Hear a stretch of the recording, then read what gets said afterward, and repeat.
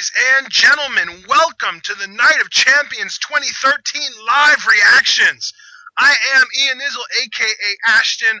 I am here with my mom, who you might just so happen to hear because she watches pay-per-views with us. She's awesome like that, big wrestling fan. And of course, we're also here with... Come on, baby! There he is. John of VocalAggression, guys, coming at you with Night of Champions live reactions. They all want to be champions, but very few of them may realize it right here tonight. Now, sadly, we missed the recording opportunity for the pre-show, but we did happen to catch what happened on the pre-show.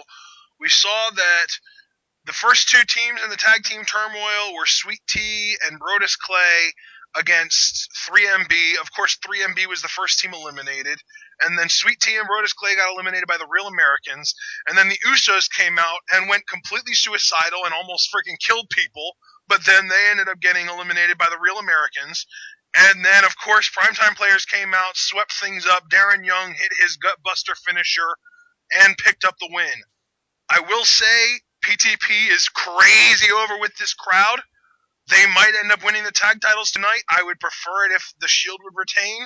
But regardless, whatever happens, you know we're going to get reactions for the result of it. And I think the biggest thing to come out of this, Ashton, at least for us personally, is that you and I are 1-0 with our predictions. We did officially say that Primetime Players would win Tag Team Turmoil. Now, I have taken it a step further, if you remember, the Tag Team title altercation, and I have said that Primetime Players will win the Tag Team Championships tonight. You believe that the Shield's going to retain, if my recollection serves me correctly. I hope their Shield retains, and I hope that the WWE is smart enough to know that that is, as they say, what's best for business. But I would not be surprised if the Primetime Players won the titles just because they're riding this wave of media attention for Darren Young. No, absolutely. They are riding a ridiculous wave of momentum. And, you know, to me, let's see if that can translate into a WWE Tag Team Championship win. Yes, sir. It is officially 8 o'clock, and we are going to be watching the pay-per-view. Hopefully, it's a black screen right now.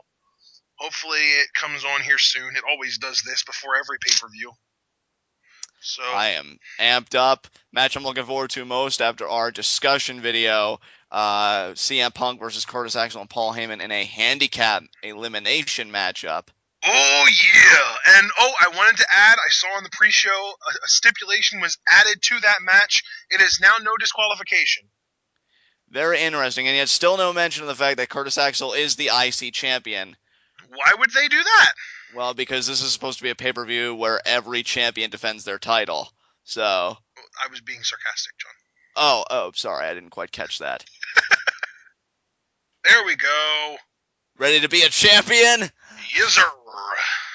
Oh, man, what a night this is going to be, guys. You can feel it in the air tonight. Oh, yeah.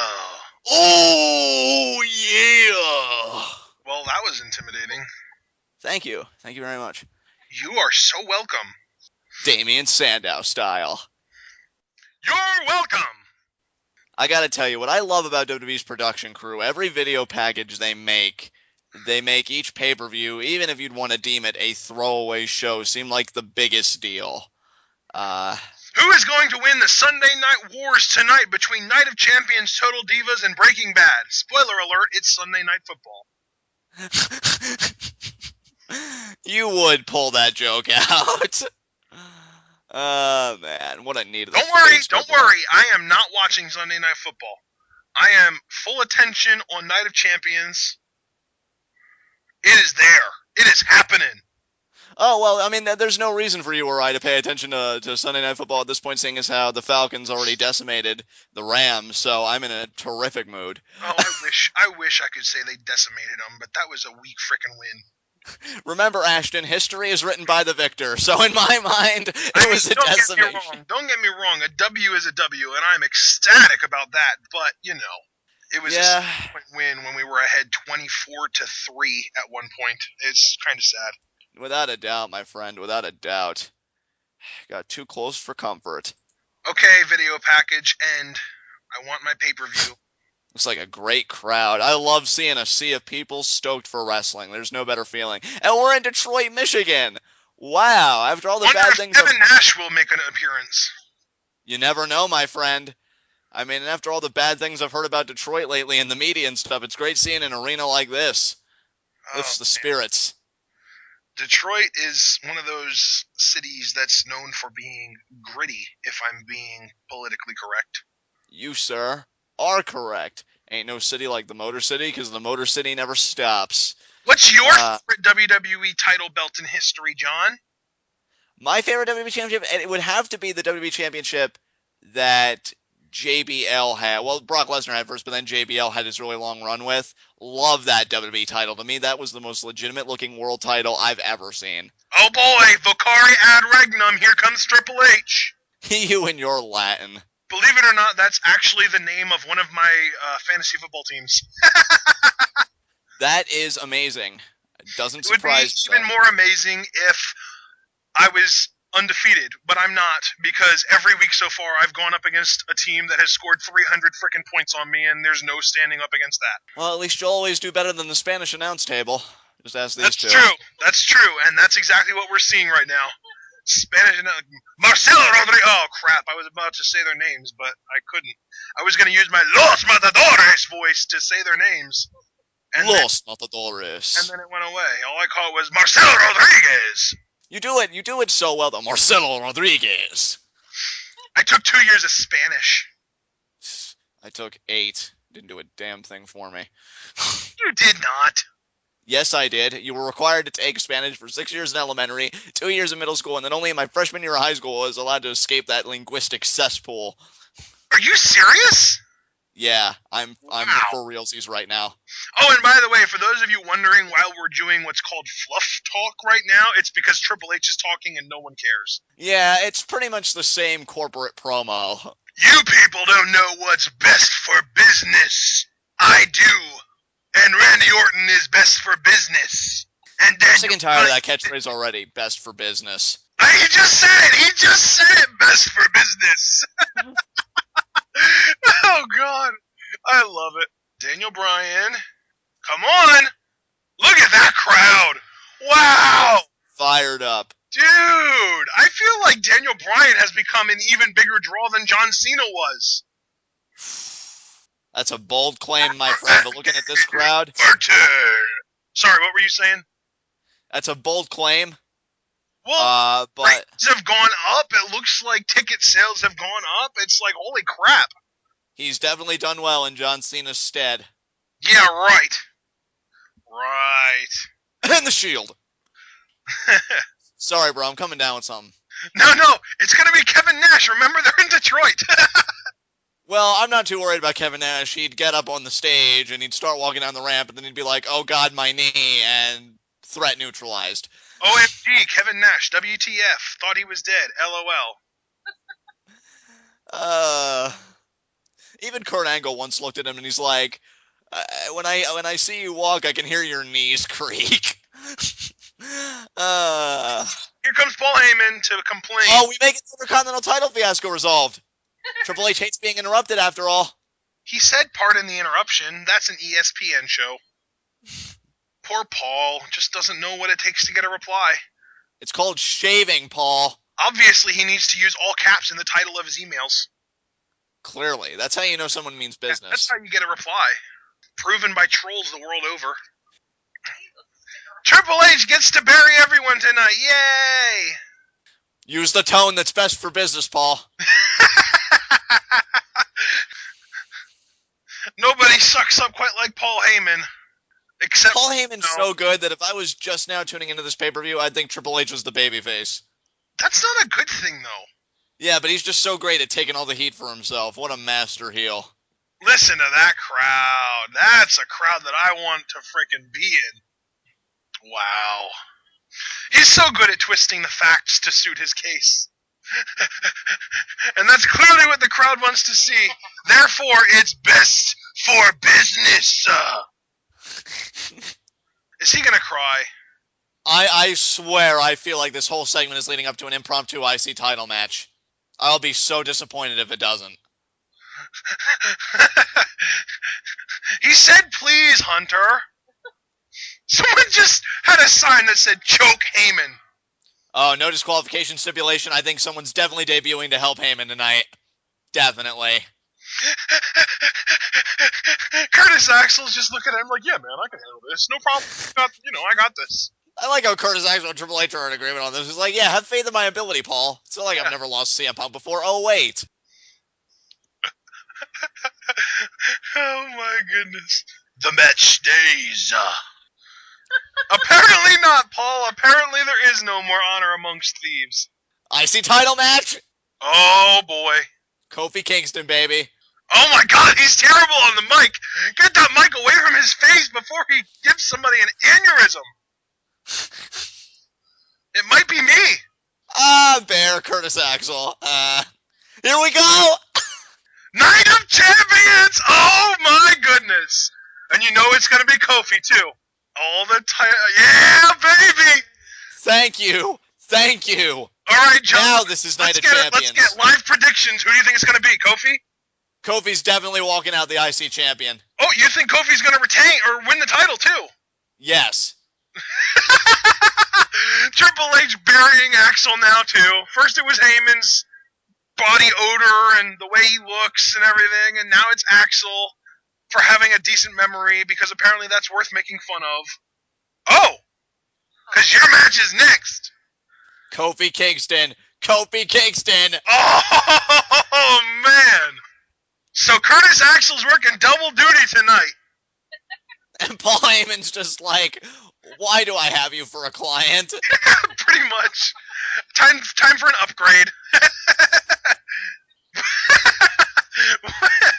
The facial expressions. Your daddy never whined. Wait until the IWC finds out my opinion about Kurt Hennig. There's a little spoiler for you guys. And here we go. Like clockwork. Oh, absolutely. Is he 2-0 against Curtis Axel or 1-1? Yeah, he is 2-0 against Curtis Axel. About to make it 3-0 right here. Oh, man.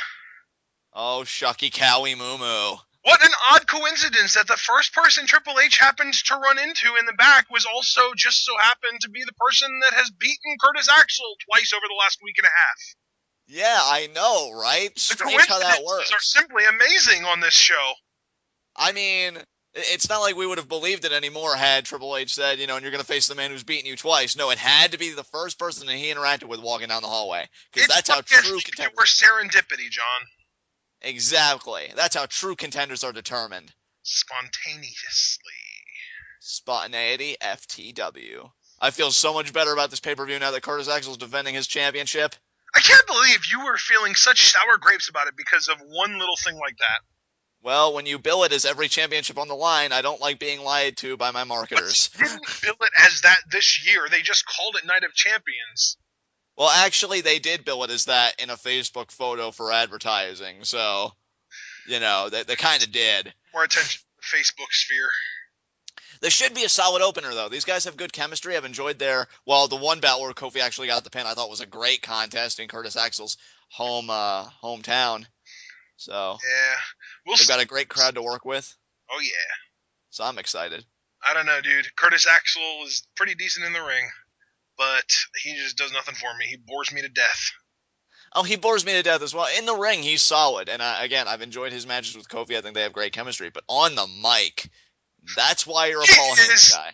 And this is underselling how bad he is. He is atrocious on the mic. Yeah, that really is underselling it. I loved when you trolled him that one Raw episode when he was being so generic and he's like, he said, in right Texas. Here in Texas. It's like, oh, you want to be a little more generic? How about right here in the United States or right here in North America, right here on planet Earth? And then you went right here in the Milky Way. Oh, yeah. You know how to sell pay-per-views. Nice transitional holds there by Curtis Axel. Went from the key lock to the headlock. The one thing that I am going to say about Curtis Axel is, as boring as the guy is, he sells like a champ. No, he does. His in-ring product is solid. There's no denying that. I love it when he's in the ring with Cody Rhodes and he does the little leg sweep and Axel freaking does a full 360-degree flip to sell it. Yeah. I don't remember if that was Cody Rhodes or The Miz that did that to him, but whoever it was, whoever did it wasn't the memorable part. The memorable part was Curtis Axel frickin' flipping to sell a leg sweep. The three solid things in my mind that Curtis Axel has going for him is Paul Heyman, his in-ring product, and his theme music, because that is some beast theme music. Dude, for some reason, Jim Johnston, over the course of, 1 month, just put out amazing theme after amazing theme after amazing theme. It was first it was Jack Swagger, then it was Curtis Axel, then I want to say Bray Wyatt, but, it's just holy crap. He gets on his rolls. It was back when he did his, the role that he had when he did Drew McIntyre and Cody Rhodes and 3 or 4 different guys all at the same time back in late 2009, early 2010. He just had another one of those runs earlier this year. Right. No, Jim Johnston is amazing. He definitely, in my mind, a future Hall of Famer. I almost want to cryogenically freeze him until we reach an era where all illnesses can be cured, and have him just create theme music for all eternity for each generation of new competitors. I don't know, dude. He might just be able to pick out his prodigy. There's a guy on YouTube named Raven Siarm, and he's doing mashups of all kinds of WWE themes, and he is a freaking genius. He really is, guys. If you haven't checked out Raven Siarm, he did this 3-man mashup for the Paul Heyman Dangerous Alliance, Curtis Axel, CM Punk, and Brock Lesnar. The best mashup I have ever heard. Absolutely. And I've heard quite a few of them. And he did another one of Tyler Breeze from NXT. It was his theme music and Dare by the Gorillas, and that was amazing as well. I just got to say, getting back to the match for a second, I love the pace that these two have set. Yeah. This is why I was looking forward to this. You can be the play-by-play guy tonight. I'm feeling more like color. Perfectly fine there. Who's your favorite color commentator? I didn't want to call you Jerry Lawler because I know how you feel about him these days. Oh, my. Probably William Regal. He always struck me as a Bobby Heenan kind of guy, but William Regal, yeah. You know what, dude? I was not around when Heenan was commentating. Neither was I. Makes two of us. I didn't start... Beautiful, my Kofi. Whoa! I started watching ECW and very lightly WCW in 1996, but I didn't really catch on until 98, and that was when I started watching all of the products that I could. Well, when I got my start, it's a story I've told many times. I didn't get into it. 02, 03? 02, 03, yeah, around that area.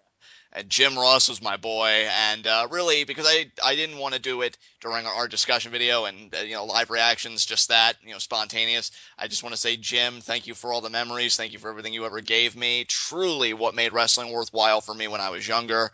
That, and of course, the stellar superstars. But Jim is, he's one in a million, and definitely the greatest announcer of all time for my He's already in the Hall of Fame, right?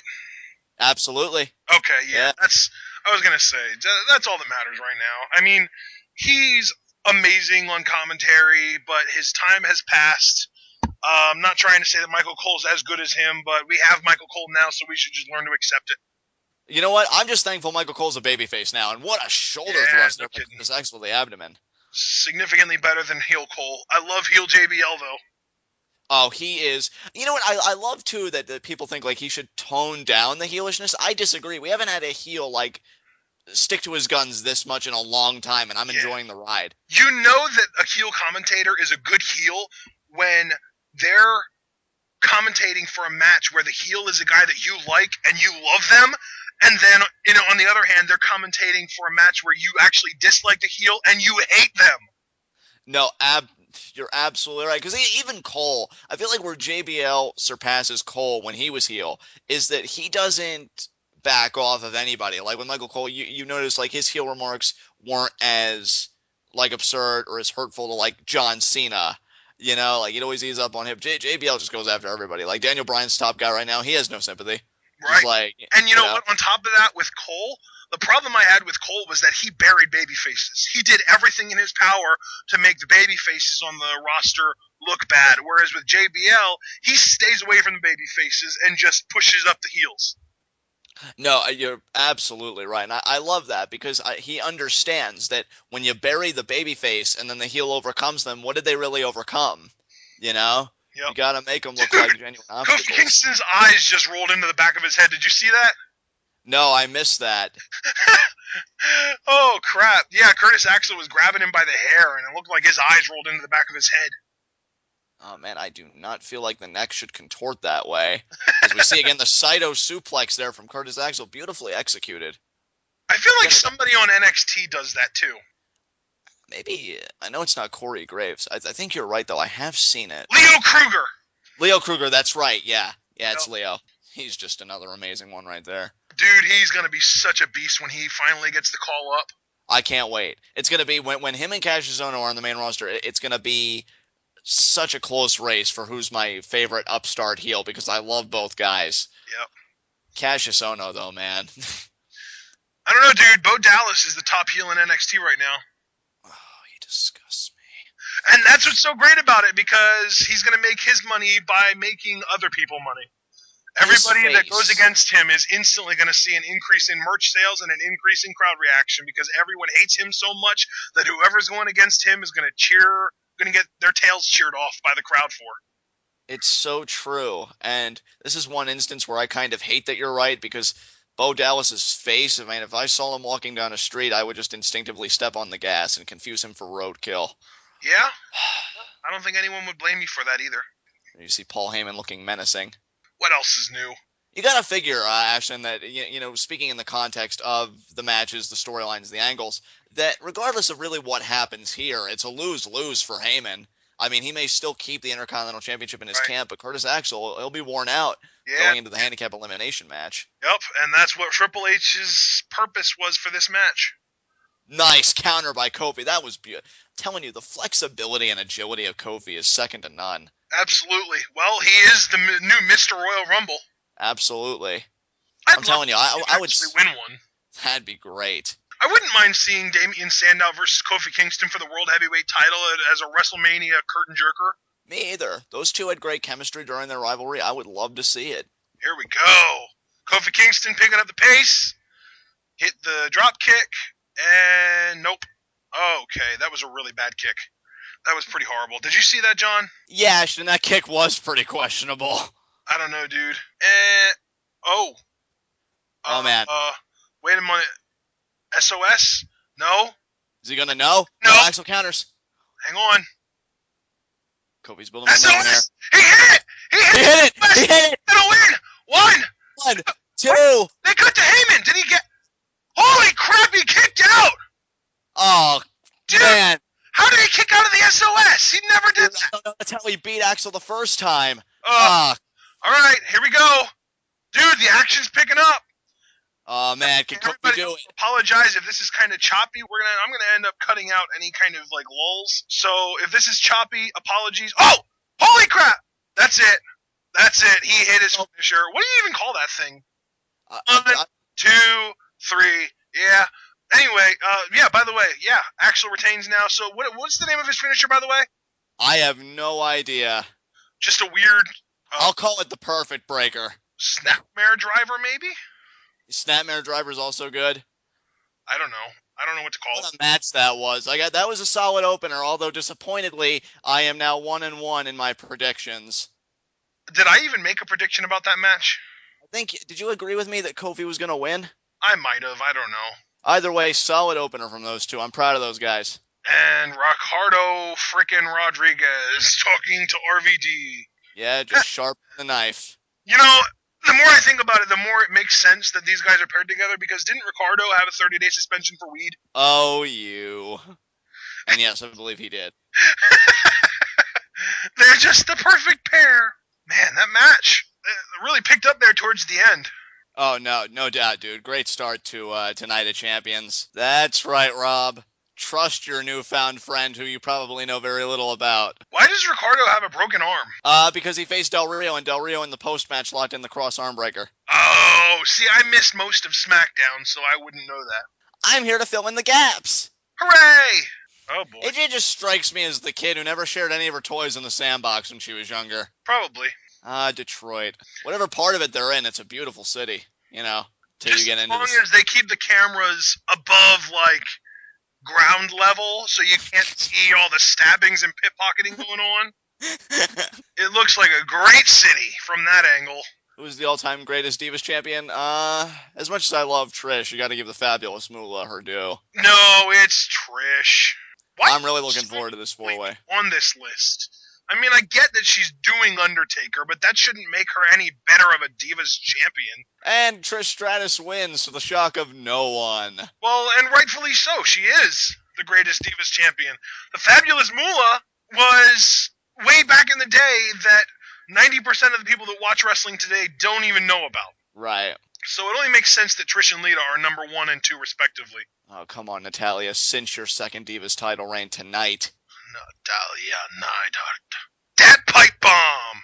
If only the Bella Sluts and Mrs. Eva Marie wouldn't have been screaming at the top of their lungs, "Come say it to her face!" like a bunch of morons. I hate them so much. They are pretty awful. They have their hands up in the air like they're getting ready to get into a slap fight. Hey, Ashton, they have their hands up in the air, and I still can't find myself to care. Yeah, they look like an angry praying mantis. And there's Naomi with the flying ass bump. That's a pretty hilarious move, I have to say. Was that seriously her finisher? Well, no, I think her finisher is whatever that kick to the face she nailed to AJ on SmackDown, which I don't know if you saw that segment. I know you said you didn't see much of SmackDown. Yeah, I missed that. She nailed an impressive kick to the face. And, you know, if Naomi just sharpens her craft just a little bit, and of course gets a gimmick redress because there's a funkdactyl, to me it's just not working, she could be one hell of a diva in this division. Yeah, dude, yeah. I mean, she's got the athleticism. She's a little bit on the green side, so you have to worry about her making sure that she doesn't injure herself or anyone else. But her athleticism could easily make her one of, if not the best diva in the ring of all time.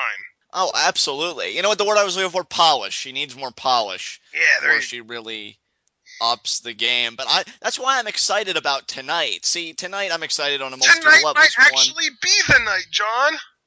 I know, right? But, you know, depending on how long this match goes, we can really see things from Naomi we've never seen before, and she's not with her pom-poms tonight, shows that she's serious. She's so serious, she's skipping. Absolutely. Is she making fun of AJ, or is she just not original enough to come up with her own entrance? Oh, very new attire there from Brie Bella. Looks kind of like, what's that cartoon they used to there was on? hardcore. I mean, the new attire I noticed on Naomi. Yeah, this is new attire for Brie. She's got, like, wristbands that look like, I don't know, Reading Rainbow or Raggedy Ann or something like that. Maybe they're actually going to give the Bella twins their own characters since they are showing their own personalities on the sitcom or the TV show. And you just might be onto something there, bro. And here comes the champion. Brie Bella's kind of rocking the hippie armbands. Maybe showing support for her man, Daniel Bryan, because he's a vegan. Maybe they're both into that. Well, she said on the show a bunch of times that she's like a big hippie and she wants to eat all natural food and all that crap. They were made for each other, except that he's so much more talented in ring. Yeah, well, Naomi's looking good tonight, man, I have to say. Yeah, I'll tell you what. I'm digging the look. She's wearing, like, actual wrestling attire and a ponytail for once. I hope they give these girls time like you'd see in an NXT match of a similar caliber if Paige was in a four-way. At least 5 minutes, and I'll be happy. Yeah, agreed. I want to see what Naomi and Natalya and, yes, AJ as well can bring to the table, and maybe even Brie. I've noticed she's improved since her and Bryan have gotten very serious in their relationship. Maybe he's showing her around the ropes while she shows him around the bedroom. Oh, Beijing! And here we go. Gotta admit, this new attire is pretty cool. It's different. AJ's trying to run away. Yeah, right. They're all going to beat up on her, and then one of them's going to go for a cover, and then one of the ones that isn't going for the cover is going to throw whoever went for the cover off, and then they're going to start fighting amongst themselves. You know, in terms of attire, AJ's the female John Cena. She's wrestling in jean shorts. Those are called Daisy Dukes, almost. Really now? I mean, they're close. Not quite. They're not quite hiking up there high enough, but they're close. They're telling a great story here with these three women still focused on revenge. They're probably going to isolate AJ. And, nice double clothesline there by Brie. I told you, dude, they're going to end up doing the whole, one of us has to win, but we can't all win thing. You know, if Brie's going for the hippie style, you got to wonder, maybe her and CJ Parker will have some TV time together. I hope not. CJ Parker's so awful. He's like a taller version of Bo Dallas with a worse gimmick. He's ruining my life. Sorry, Tyler Breeze, man. Tyler Breeze is amazing. He's NXT. Tyler Breeze just might be my Fandango because I didn't like him at first, but he's just got a direct line to my. He won a match with his cell phone. Who else does that? I mean, he's just cheeky enough to give me the comedic material that I can work with. Look at that drop kick by Naomi. Telling you, man, she's got educated feet. One went to Harvard, the other went to Yale, baby. Okay, JR. Thanks for giving in his opinion on X-Pac. Look at the leg there. Brie kicks out at 2. Oh, Hurricane Rana. I will okay, here's how it's going to go. I will mark if Natalya wins. I will feel great if AJ wins. I will feel good if Naomi wins, and I will cry if Brie wins. I don't think that there's any situation in this match that would make me cry. Unless Nikki... Oh, double butt bump! I think the only thing in this match that would make me cry is if Nikki Bella and Brie Bella pulled twin magic and Nikki won the belt. Oh, that's so true. With an injury, of all things. Yeah, exactly. That would be the only thing that would get me even remotely close to the point that I would want to cry. That would prove that the Bellas are a woman political machine, because that would pretty much be saying, I, Nikki Bella, with an injury, beat 3 perfectly healthy women. All 3 of which are significantly more talented than me and my sister put together. Exactly. Oh, Naomi missing the crossbody. Brie is being freaking brutal in this match. Yeah, she's definitely taken Daniel Bryan aggression classes. You know, she's in the introductory course. Blocking the kick from Natalya's been disposed of. Crap. I think AJ might have made it to the intermediate courses, by the way. Oh, yeah, no doubt. Oh, what a kick to the face by Naomi. Springboard, and oh, AJ stopped her. Boo! I wanted to see what she was going to do. These girls are definitely putting on a show. Oh, holy crap, that looked painful. Nice by Natalya. Wow, these girls are putting on a heck of a show. This is awesome. Well, this is how I believe you do multi-person matches. You just let it go out there and you go balls to the wall and you make it a train wreck, you know, in terms of, like, the physicality. Nobody's going to be bored watching this match, seriously. No, I'm not. I'm sucked in. I'm hoping Natalya gets the win here. Discus clothesline. That was such a weak clothesline, too.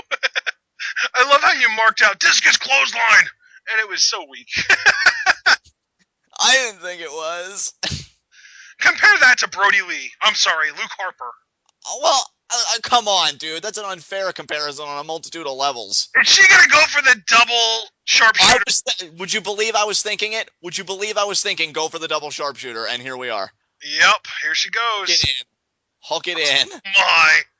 I wonder what AJ's going to do during this. She pulled this off on, what was it, Melina and Layla? Or was it... I think it was LayCool. Michelle McCool and Layla. Okay. I knew Layla was involved. Oh, kick to the back of the head. It's over. It is. It's going on. Wow. AJ, was that like a shining wizard to the back of the head? I think so. Jeez. Natalya is out. Okay, maybe not. She's back up. Black Widow. AJ be mad. Unless one of these girls breaks it up, it's over. Dude, the crowd is marking out for AJ's submission hold. Ah, Natalya taps. Damn it. Is this an elimination match? No. Oh, wow. Why are you cussing when you wanted AJ to win? No, that was my technical prediction, so I guess I'm glad to be right, but as a fan, I really wanted Natalya to get the win tonight. Oh, I see. Well, you are now 2-1. I'm 1-2. Because I officially predicted that Natalya would win. Although, admittedly, I'm extremely happy about the fact that AJ won. Well, no, I'm with many commentators that AJ should have a very long reign as champion, even though my fandom may sometimes go against that sentiment. It really is better for the division if she's... Exactly. It sends a message. If you want to be the Divas champion, you need to focus more on actual wrestling than a TV show. These girls shouldn't be ashamed of themselves, though. This was a fine Divas contest. It was exciting. I feel like it got cut short, but what can you expect? It went for longer than I was thinking it would. Like this is what I've been wanting, and I feel like when a lot of the NXT girls come up, we'll be seeing more of stuff like this, at least in my opinion. Dude, Emma and Paige, holy crap. Oh, Emma's officially my favorite diva in NXT, by the way. I mean, I love Paige, but I think I'm going to leave her to you. Emma, just bubble solution for the win. Oh, man. and we go to an actual freaking advertisement. Really, WWE? You have my $55, and now you're going to try and make more money by trying to sell me something? It's insulting. It is. It really is. I know you said that with a sarcastic tinge, but I'm being serious. Well, no, I do think it's genuinely, like, I can even understand on the pre-show, okay, because, you know, it's whatever. But when you get to free. the actual The pre-show is free. I get that. But if I'm paying you my money to watch your product, don't try and sell me something else. Exactly. Here's Josh Matthews, and hopefully he gets dominated by somebody again.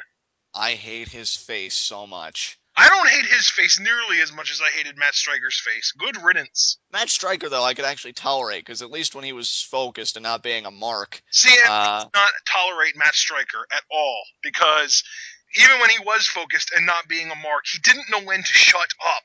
He talked way too much. I hope one day he can refine himself, because he seems to love this very much.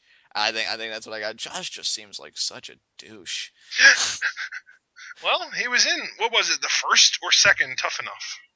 I think it was the second. But you know the greatest thing that happened to Josh Matthews when he tried to mess with JBL in his cabinet, and JBL just gave him a clothesline from hell. Nice. Put him in his place. I think the thing that happened to Josh Matthews was when Brock Lesnar threw him about 100 yards across the room.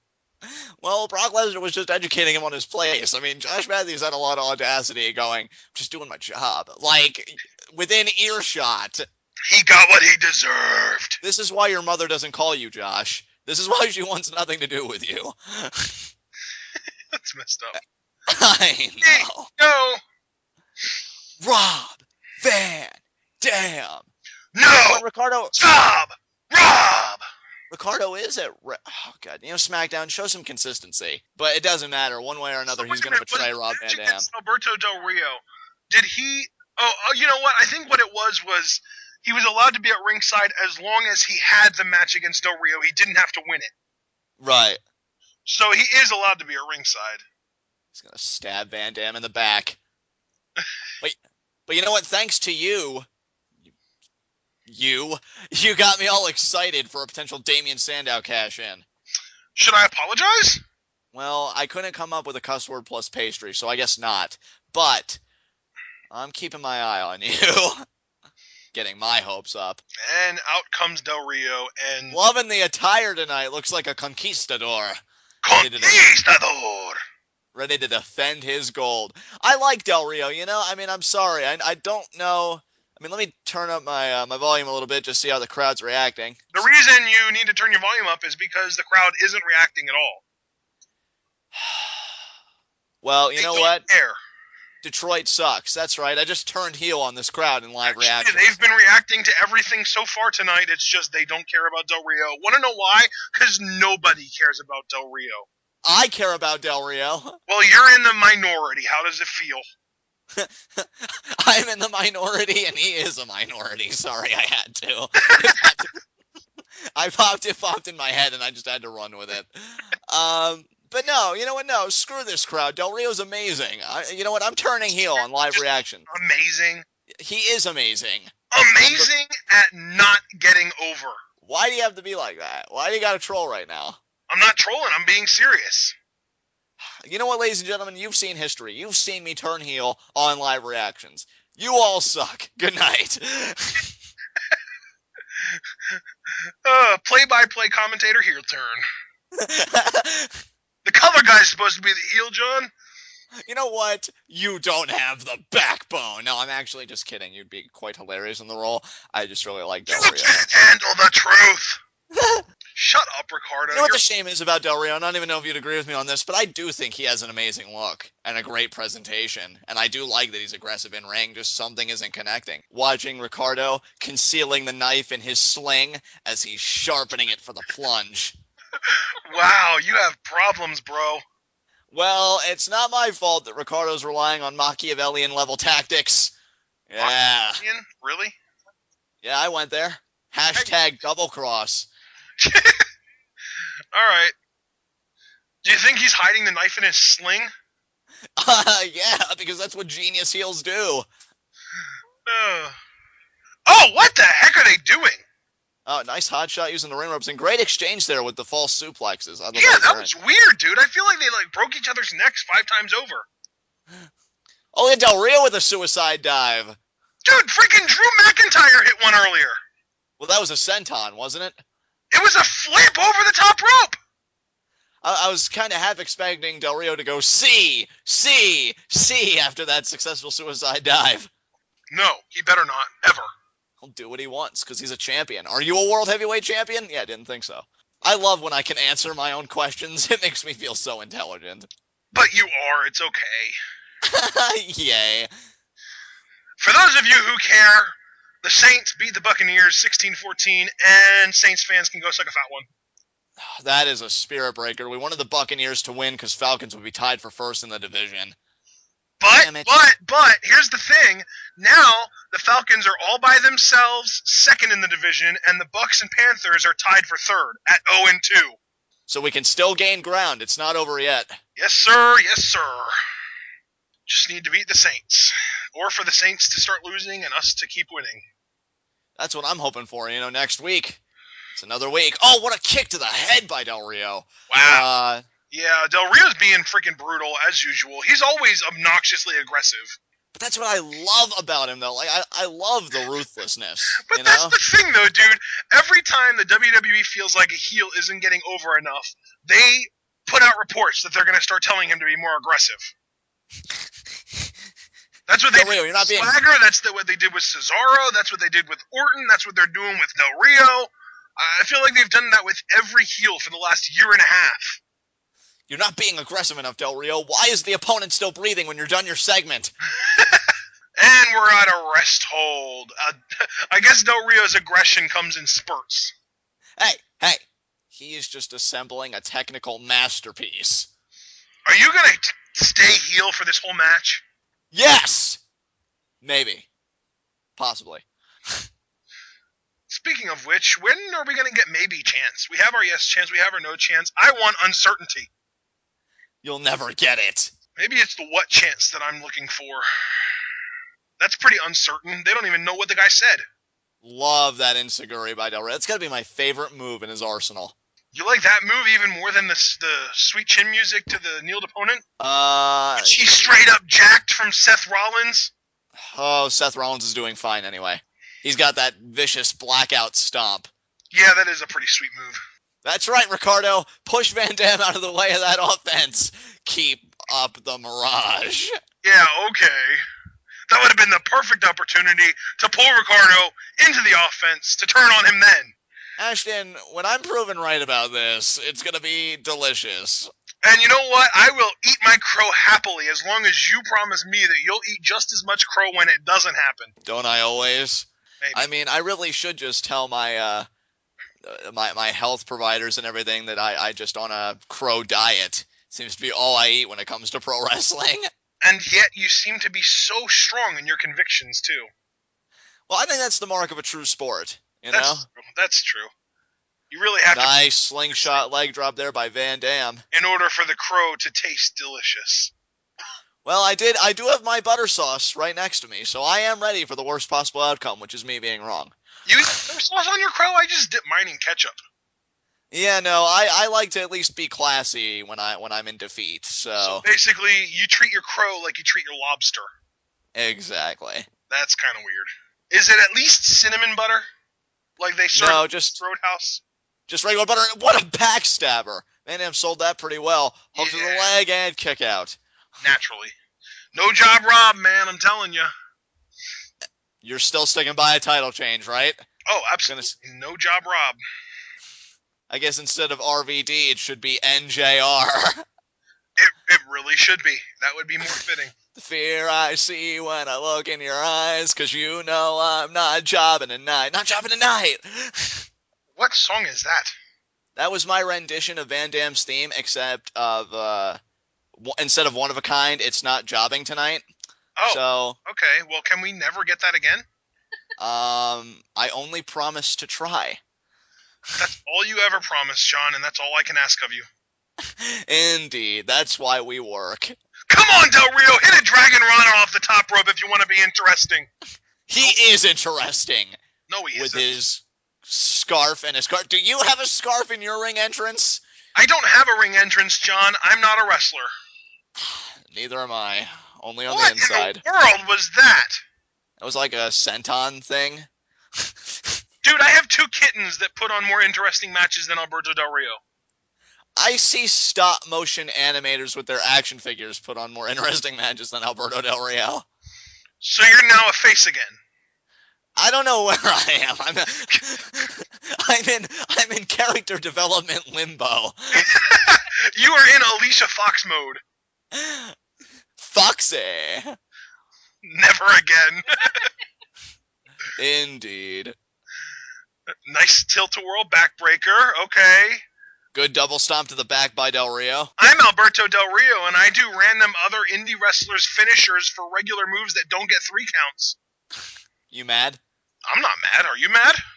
No. I'm sure friggin' Kaval, a.k.a. Senshi, a.k.a. Loki, might be mad. So what you're saying is, though, as far as you and I go, we're both emotionally aware right now in these live reactions. I don't understand the question. Well, we're not mad. We're just kind of, we're totally aware of our feelings. We're pinning combination by Van Dam. Oh, thank goodness Del Rio kicked out. That's how Van Dam's beaten Del Rio, I think, like twice. Oh, really? Well, I know he's beaten him once with that pinning combination. Split-legged moonsault. He I don't connects. pay nearly enough attention to this stuff. No, of course I don't know. It's the not. play-by-play guy within me, I guess. Do you want to know why it's not enough to put Del Rio away? Because it wasn't the 5-star frog splash. Therefore, it wasn't a finisher. Therefore, you're not going to get a 3 count out of it. This quickie analysis was brought to you by Ashton. And there's the kick to the head. Wow. Okay, yeah. And now he's going to get a 2 count, and then he's going to transition into the arm breaker. Del Rio's getting frustrated, though. Frustration has not been good to Del Rio in the past. In fact, Night of Champions as a pay-per-view has not been good to Del Rio in the past. Maybe he's going to get himself disqualified, and that's how he'll retain then. Maybe. Dude, that was the weakest kick I've ever seen. Why do you jump to get into your kicks when you're just going to land before you actually land the kick? Because everybody's kung fu fighting, so why can't he? His kicks are far from fast as lightning, John. And they're far from frightening as well. Oh, you rhymed! I was singing the song with you. It was kind of all right. Holy crap! That was a nice spinning heel kick. Now betray him, Ricardo. Now's your chance to prove me right. Listen to you. 5-star time. No, Ricardo's on the other side of the ring. No, what's going on? I need to be proven right. You and your goofy theories. He got the knees up. A nice transition to the arm breaker. It's over. Yeah, it's over. If Christian tapped out, so you have to too. Yeah, it's over. Oh yeah, because No Job Rob is on the same level as Christian. We all know Christian's better than No Job Rob. Maybe in our opinions, but let's not forget, it is No Job Rob. Look at him inching his way over. You watch, with his flexibility, he's either going to find a unique counter or he's just going to get to the rope. He's going to put his foot up on the rope. Absolutely. No doubt in my mind. Pull the rope away, Ricardo. Pull it away. Listen. There we go. Do you understand? I don't care about the match outcome. I care about being right. Well, in order to be right, you need Del Rio to win, too. You know what?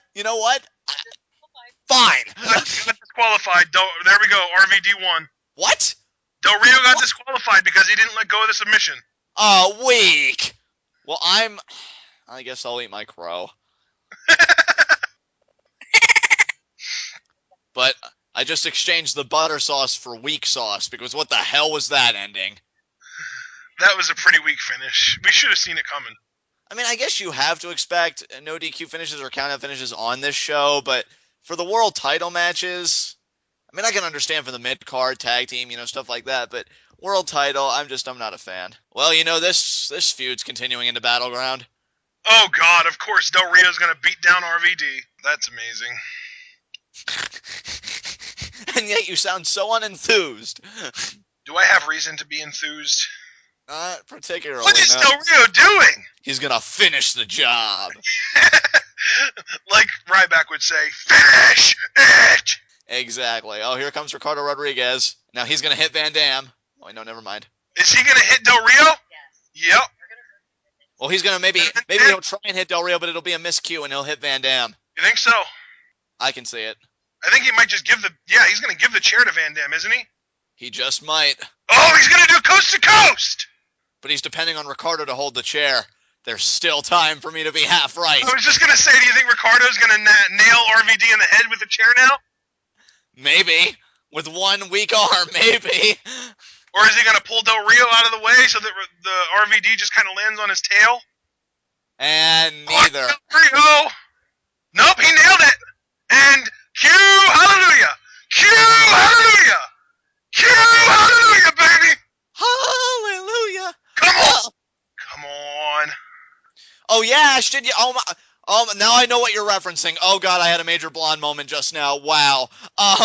Yeah, dude. Why else would they do that post-match beatdown unless? Yeah. Come on. Intellectual salvation. Do it, Sandow. Do it. No, he's not going to. They're letting them celebrate for way too long. Disappoint. Oh. Dang, man. Seriously? Now Del Rio's out of the ring. Yeah, they're not doing it. What the heck? That would have been so opportune. Holy crap, what a wasted opportunity. Honestly, they could have redeemed this match. Sleeping in the back, man. I was going to say, they could have redeemed this whole segment in my eyes had Sandow tried to cash in, but the ending was weak, and the post-match, I guess, was cool with the Van Terminator. Well, I think it's safe to say Ricardo isn't turning on RVD. Not yet. There's still Battleground. I'm telling you, this partnership isn't going to last. Ricardo's going to return to Del Rio eventually. So technically, I only got the date wrong. Not anything else. Gosh. Way to represent my dignity and self-respect, Del Rio. Great job. I can't believe Sandow isn't coming out right now. He has to be sleeping in the back or something. Maybe he's reading a Dostoevsky novel or something. Excited. Wow. Oh, here we go. Look at Heyman. Dude, we still have both Shield matches coming up yet. Plus I know, right? The title, plus the two versus the handicap match, plus the WWE title. It's going to be an epic night yet. Holy crap. We have 4 matches left. Oh yeah, because he struggled and sacrificed so much to be handed this position based on his last name. Because he's clearly so qualified for this job. I love the way he says that. He just enunciates so well. NFL score update. The Cardinals beat the Lions 25-21. We already went over the New Orleans game. Denver beat New York. The Giants are down 41-23. And nobody cares, but the Raiders beat the Jaguars 19-9. And now San Francisco's playing Seattle, and I'm missing it. But it's okay, because we're watching wrestling. Night of Champions. This is the Night of Champions. Undertaker. World champion? How about Ric Flair? What? Boo. Oh, Booker T, really? That was 5 times the disappointment. Him and his pseudo heel turn that's been going on lately.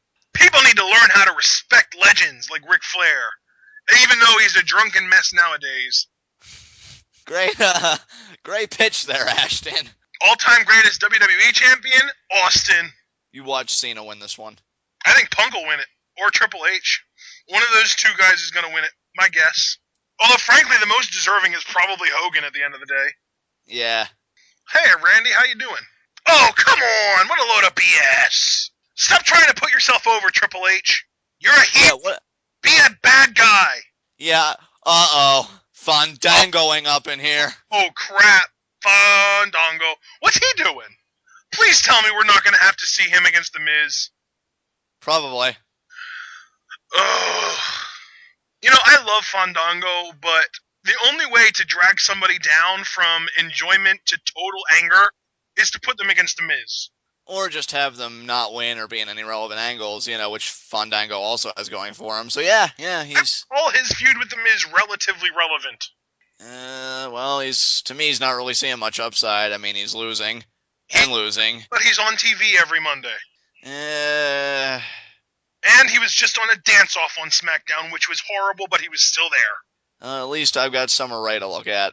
And, by the way, not sure if you noticed or not, but guess what? Now he has a freaking pay-per-view match. Thanks for the update there. Yeah, go ahead. Call me Big Ben. I know you want to. No, I'm going to resist the urge. Mostly because you called it, and I don't like proving you right. Why is Fandango showing off his leg? Maybe he feels it's sensuous and scandalous. Dude, they need to ditch the whole Fandango thing and just let him go back to his NXT weird gimmick. That thing was hilarious. He freaking chloroformed Matt Stryker. Yeah, you called it, Ashton. Sorry, John, what were you saying? Yeah, no, I was just saying you called it with the greatest enthusiasm possible. Yeah, I can't stand The Miz. Why is he a babyface? Honestly, this dance segment gave me an idea if they really wanted the Miz babyface turn to work, because his dancing persona was Mizco Inferno, and him and Truth actually seemed to demonstrate some chemistry, as you can see here, during the dance segment. If they put those two as a tag team, that's the only way I could see Miz getting over as a face. As a tag team babyface. That's it. That's it. Nothing else. Well, and we know Miz is actually tolerable in a tag team as long as the guy that he's working off is good. I was a fan of Awesome Truth, and you could see that they really haven't missed a beat now that they're both babyfaces. And I was speaking more along the lines of Miz and Morrison, but that works too. Oh, Morrison. I'm not going to do it. I'm not going to do it. It'll happen when it happens. It's okay, John. You have Daniel Bryan now. Yeah, that's true. He's a much more natural progression from Benoit anyway. Yeah, that is true. That is true. I've even gone on record and I've said I truly believe Daniel Bryan's a better technical wrestler than Chris Benoit. I mean, the stuff he does. And for you to say that is a pretty big deal as far as I'm concerned. No, that's the biggest endorsement I could possibly give somebody. Oh, Fandango.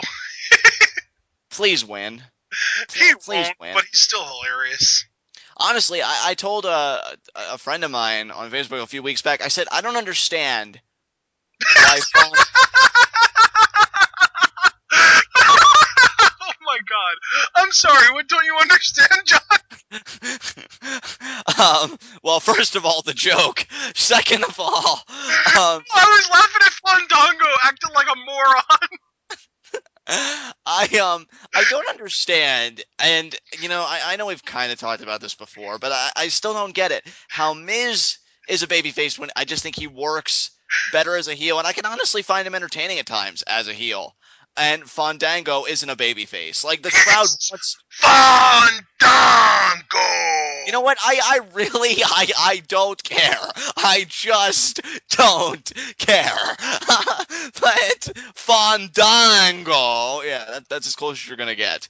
How he isn't a babyface?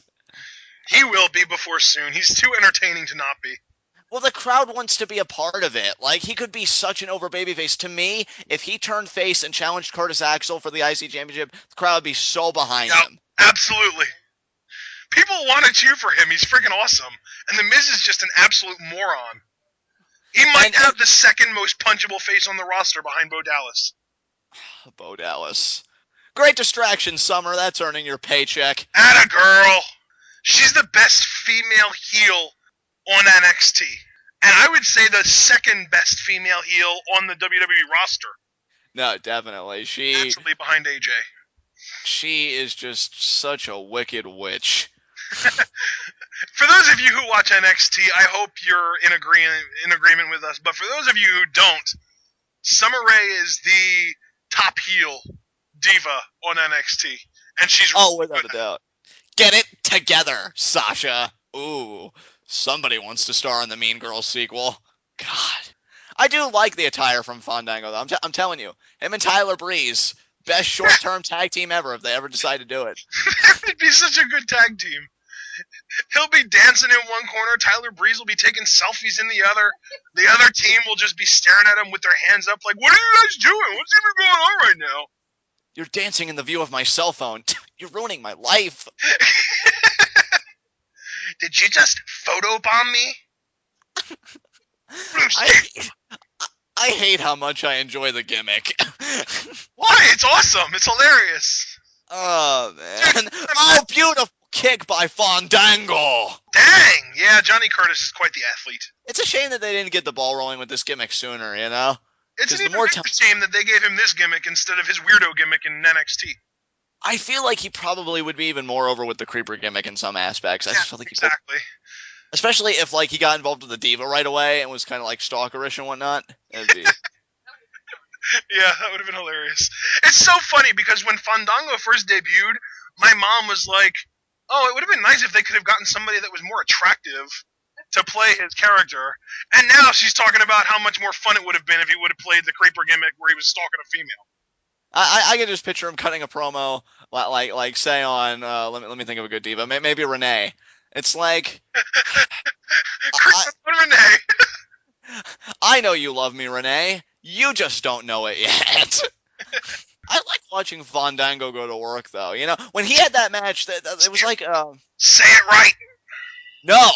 Fandango! Fandango! Thank you. Now, I don't have to say it right for the rest of the night. Why do you refuse to say it right? Because it irritates my vocal cords. Half of his gimmick is for you to get his name right. Well, then, I guess the gimmick's incomplete. Why did The Miz just kick Fandango in the balls and get away with it? It was the leg, or the thigh, or... It's me. He's gonna lock in the figure four and... Get countered, yes! Oh, but he slides through. And, of course, the kneeling DDT. That's such a dumb move. Actually, the DDT is one of the few moves in his offense I actually do like. I feel like it looks genuinely impactful to me. I'm just glad that he didn't beat Fandango. Thank you! Yeah, 2 times in a row. Be thankful. What are they chanting? We want what? Maybe Ryder? It sounded like tables, so I kind of doubt. Why? Just why? I don't know. I'm just saying what it sounded like. Sorry. It's okay. It's not your fault. It's Detroit's fault. Detroit does not suck. Well, their literacy rate says otherwise. I mean, if they're chanting for tables, they're clearly making that apparent. Sorry, still flushing out the heel turn from earlier. Yeah, I think you're confused. Must be a day that ends in Y. Oh, that was a beautiful move. Way to use the ring at your disposal, Fandango. Oh, so I put in all this conviction and passion, and you could get away with saying it like that. What a crock. I said it right. I didn't say Fandango. I said Fandango. Well, he just got the leg drop while Miz was hung up on the ropes. Get the cover. Oh, 2. Cover. 2? Nope. I wonder why that wasn't a 3 count. Oh, wait, it wasn't his finisher. Isn't it technically, though? Kind of, in a way, but he wasn't laying on the ground, so I guess not. But he also has that sweeping STO. I don't even know what his finisher is anymore. Sweeping STO? Why have I not seen this yet?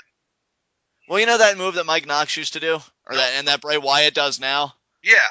I mean, Fandango used that for and there's and it missed, and figure 4, and pawn to king 4. Pawn to king 4. So... Oh, wait, no, I guess not, because Miz went right into the cover. And he kicked out, and... I don't even know why I'm letting my hopes get up. The Miz is winning this match. Yep, here we go. Pretty much. And there it is. Is a quick tapper. Here he goes, tapping like a freaking faucet. And it's not even tap dancing. Right. You know what the disappointment is to me, Ashton? I'm not going to rant. I feel like Fandango is the new Dolph Ziggler. He's just losing his way up the card. I hope you're right, because... He's an amazing seller, too. I remember watching a match of his, and that's how I'm going to refer to it so I don't have to get caught in the trap of pronouncing his name, against Randy Orton 2 months ago, and it was a solid matchup. And he can work with guys at the top of the card, and I want to see him get there, even if he's just an upper mid-carder at best, which that's as high as I could see him getting, by the way. But I could see him being a transitional world champ. Potentially, yeah. Yeah, I could see that. I just, I want to see him win. Especially if they let him be himself, which is going to be a moneymaker big time. Definitely. As a babyface, I'm telling you, babyface IC champion, man. You can't go wrong with it. I could definitely see that. You want to talk about passionate, dude? Johnny Curtis is the definition of passionate. He'll keep plugging away. Yes, he will. He got to where he is. I just feel like with the Miz getting these victories lately, and when Sandow cashes in his Money in the Bank, I do think Miz is going to be a feud for him. Oh, God. The Miz... You know what's even worse? I feel like The Miz has been getting unwarranted pushes since, like, 2009. You know what the worst part is? If, say, what I prophesize comes to pass, and by some stroke of horrible, horrible luck, Miz would have a world title reign, he would be a Grand Slam champion. Oh, don't say it like that. How painful is that? What an illustrious honor, and then you see the Miz's name in the books. My ears are still ringing from the comment. I'm surprised they're not bleeding. They might be, but I haven't checked because I'm also paralyzed now. You'll be alright. Here we go, Ashton. No disqualification handicap elimination match. Wow, that's a mouthful. I can't believe this is next, and they're going to have all the Shield matches between this and the WWE title match. Definitely sets a corporation-type feel. Yeah, it's like we're going to get two separate pay-per-views. The regular card and the corporate card. You know what, though? The way this card has been structured, Action, it only makes me further convinced that PTP is going to win the tag titles. Because if their match was relatively soon after their gauntlet victory, I'd say the Shield would retain, but you've got to reasonably think they were the last team out, first of all. And with how much time these other matches have been given, they definitely have enough time to have rested up. Dude, don't even go there. You were telling me that the primary reason you saw PTP winning the tag titles is because the WWE built it up like, oh, they just wrestled and now they're at a major disadvantage and they have a lot to overcome. Well, guess that changed, didn't it? Yeah, so that's called confirmation bias, mister. Well, then, I guess I'm no better than a theist. Sue me. That's kind of a mouthful. Confirmation bias. You're confirmation bias. Confirm your own bias. I did. But no, despite the changes in circumstances, which I will admit poke a glaring black hole in my assertions, I do still think PTP are going to win the tag titles. Gah. Ha. Bah humbug. You're going to have to deal with Titus O'Neil being a title holder. Huh. I feel like haven't PTP already had the titles? No, they've never been tag team champions. Just like the Usos. Never been tag team champions. Oh, boy. Oh, no, that's right. Titus O'Neil was tag team champions with Damian Sandow on FCW, and I dealt with that. That seems like the weirdest pairing ever. It pretty much Why? was. It pretty much was. That's right, Punk. Stare up at your father figure. The way Paul Heyman says words, man. The way Paul Heyman says words. Like, who else can make the term father figure seem intimidating and maniacal? Yeah. Oh, and by the way, that Damian Sandow Titus O'Neil title reign that I was just telling you about? Yeah. I just looked it up, and it was 112 days long. That is 111 days too many. Yeah, and they lost the titles to Richie Steamboat and Seth Rollins. Now that's a team I could understand. Yeah, two young guns, two exciting high flyer kind of guys. Yeah, that makes sense. But Titus and Damian was an actual thing. And I'm happy to say I actually remembered that before I ended up looking it up to find out how long it was. Now we're I love this theme music! Dum, dum, dum, dum, dum, dum. Curtis Axel. Boom! Paul Heyman has no faith in you. No, he doesn't. And rightfully so. Friggin' love this theme music. And that three-way mashup with this music, Brock's the music, and Cult of Personality just made me appreciate this music even more. It's so rhythmic. I love it.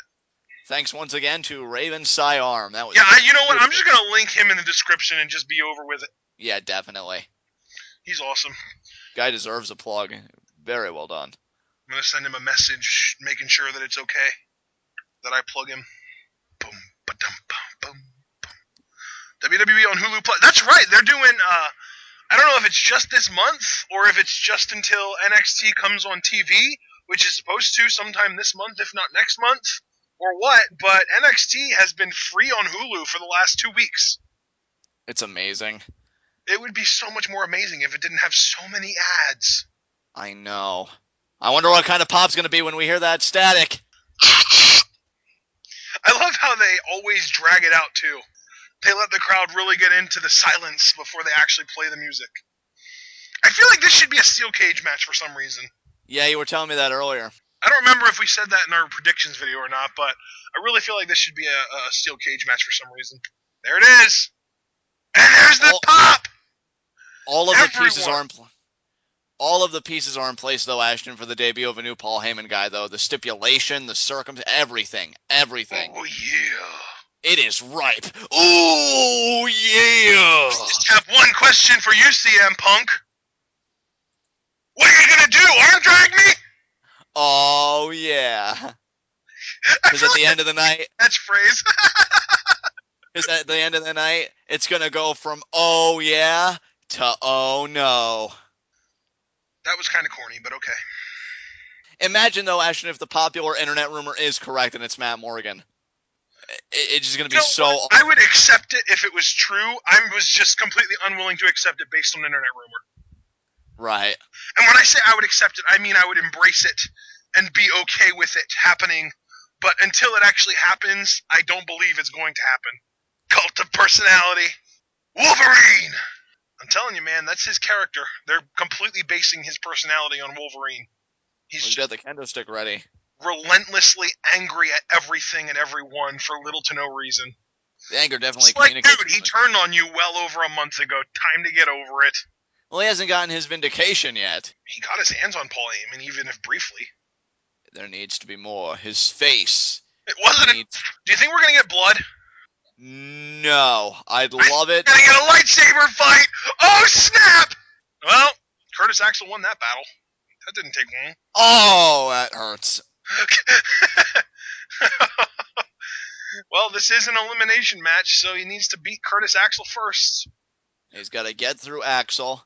But then, you know what? Because I know his qualification, I think even Triple H was alluding to it. Axel doesn't necessarily have to leave the ring. It might leave the ring.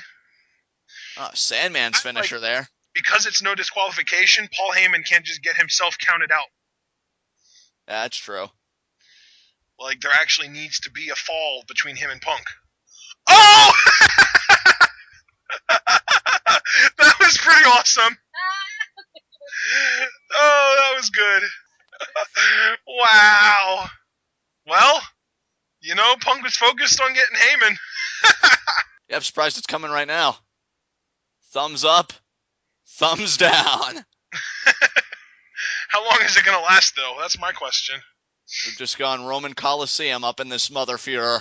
I was going to say we've gone Batista, but that works too. Oh, and the Curtis Axel low blow. Oh, man. I wonder if we're going to see the handcuffs again and see a repeat of... Yeah, dude, you know, I always get, like, legitimately bothered when they start to pull out the handcuffs. I don't know why.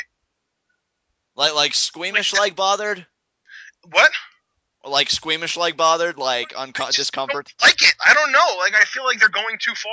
Although, then, in, like, the post-match hindsight, I'm like, oh my god, that was epic. But while it's happening, I always get uncomfortable. And so I think it definitely achieves the desired effect, you know? Yeah, absolutely. I already told you, I become a mark when I'm watching this stuff live, but I always have 20/20 hindsight afterwards. I think that's the best way to view it, you know? Just enjoying the meal and then contemplating the digestion.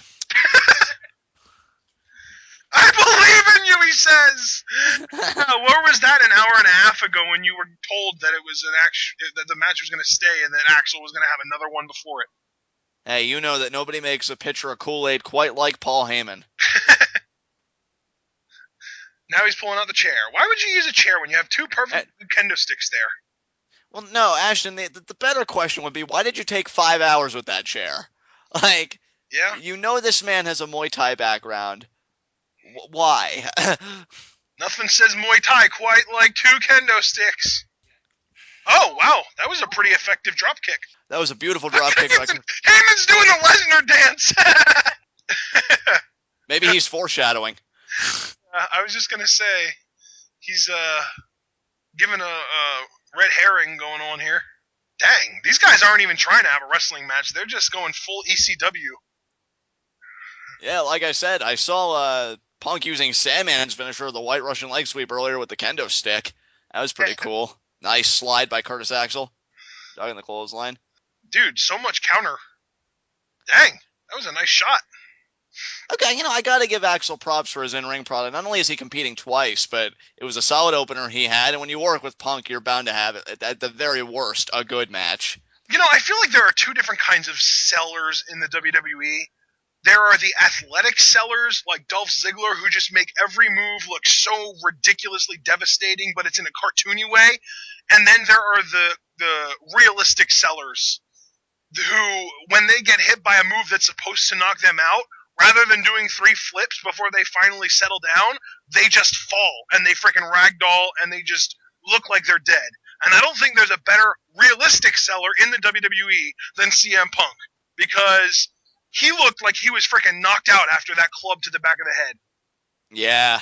And, like, when he is supposed to sell an arm, he sells it throughout the whole match.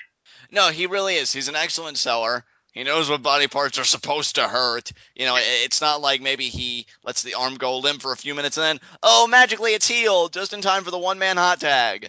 Sounds almost like you're talking about John Cena, John. I would be talking about John Cena, Ashton. Thank you. Good to know. Great block there by CM Punk. Nope again! This is just getting so all over the place noped. Oh, onto a kendo stick. So... The Axel surprisingly still in control. Is that surprising? Well, I don't know. I expected more of a CM Punk slaughter, to be honest, with how manic he was about this whole thing. Yeah, I guess. The whole match, the flow of the match turned after that clubbing blow to the back of the head. Yeah, very true. And now we're in a rest hold. I believe in you, says Paul Heyman. Dude, you're getting everything you ever wanted. CM Punk being angry, Curtis Axel being a jobber, and Paul Heyman being a cheerleader. I know, this is like the perfect matchup for me right now. You love your Paul Heyman cheerleading, I know that. You just got a 2 count on the champ! One more, you got a 2 count on the champ!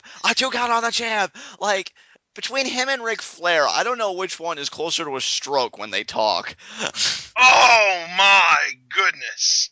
Yeah, Axel's entire face just ate steel chair there. He looks like Festus. That face after he hit the chair, that was the Festus face.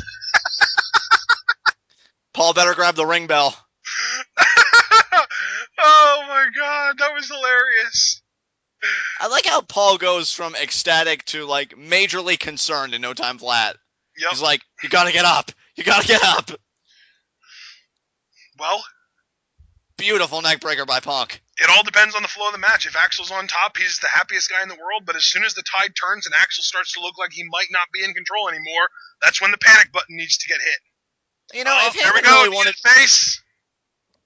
If Heyman really wanted to avoid CM Punk, why wouldn't he be breaking up pin attempts, trying to distract Punk with from offense? He just seems to be standing there and really trusting Curtis Axel with his fate. Because I think that he wants to avoid Punk at all costs. Right. I think that the story in this match is Paul Heyman does not want to even get touched by Punk. Oh, here he goes again. Oh, never mind. He's going to get cracked in the head. Yep. There it is. I hope that doesn't get a fine for those two. We know about steel chair shots to the head. But it was to the back. Okay. He kind of swung it around. It might have been to the back of the head, but it didn't actually hit. You know what I mean? Yeah. Like, he kind of weirdly swung it around and went in from the top rather than straight from the forward. If that makes sense. No, it makes sense to me. I hope I'm being graphic enough for those in the audience today. Oh, there's the neck breaker. That's supposed to be his finisher, isn't it? Well, one of them. I call it his secondary finisher anymore. Oh, that's right. His actual finisher is that weird snapmare driver thing. Yeah. Paul Heyman trying to be Floyd Mayweather. Keep your fists up, boy. Paul Heyman wishes Floyd Mayweather was in his corner. Protect your face, fool. You're better than CM Punk. Oh, I love you. You'd make me buy a used car with only one tire. But John, it's the best tire in the world. And not only that, it's the best fuel-efficient car because it doesn't even run on fuel. It runs on hope and imagination. Sold. I've got an endless supply of that. This car's going to last me forever. Nope. Oh, I think Punk is getting angry. That's his Wolverine yell. He's like, I should have pinned you by now. You're a jobber. Yeah. Jobber. Intercontinental Champion equals jobber. How sad of a day are we in right now? Oh, you don't even know the half of it. Nope. Oh, here we go. Yeah, right. Oh, right in the ribcage. Oh, buddy. Now he'll hit it. He got it fresh. Yep, there we go.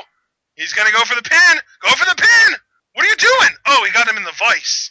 Why didn't he go for the pin? Oh, an Axel taps. Yep.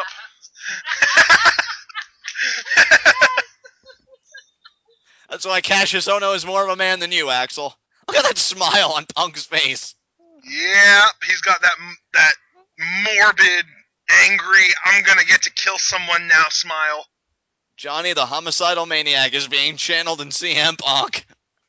Why is the homicidal maniac's name Johnny? I never understood that either. Oh, so you didn't go with that all on your own? Actually, no, that's actually a comic. It was from the same guy who made the Invader Zim series. I don't know if you were ever a fan. Nice. Yeah. I mean, I can't say I was ever a fan of Invader Zim, but I know of it. Right. Wow, this is probably the most exercise I've seen Heyman get in a WWE segment. He got him! He got his hands on him! Heyman's just like, oh god, I'm gonna get raped from behind now. You still have a chance to hug it out with him, Punk. Think about it. He's just straddling him like a freaking walrus that he is. Oh boy, whipping out the kendo stick. I'm waiting for the crowd to pop. He's hugging him! Oh, there we go.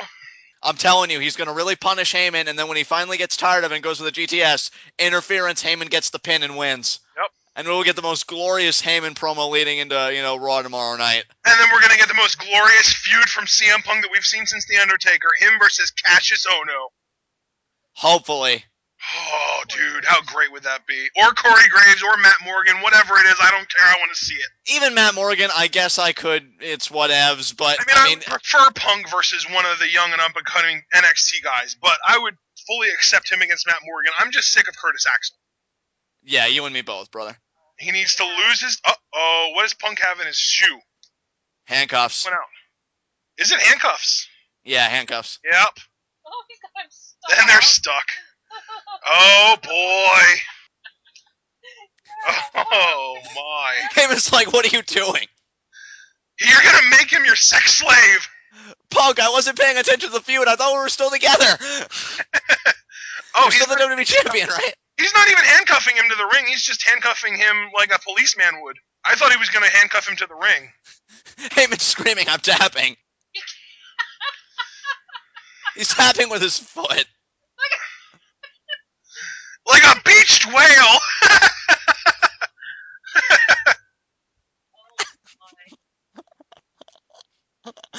Oh. I love Paul Heyman. Are you crazy? I love how even in excruciating pain, Paul Heyman can still be, well, Paul Heyman. Yeah, pretty much.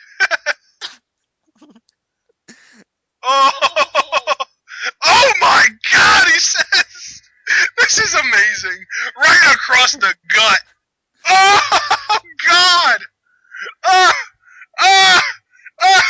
it hurts so bad just thinking about it.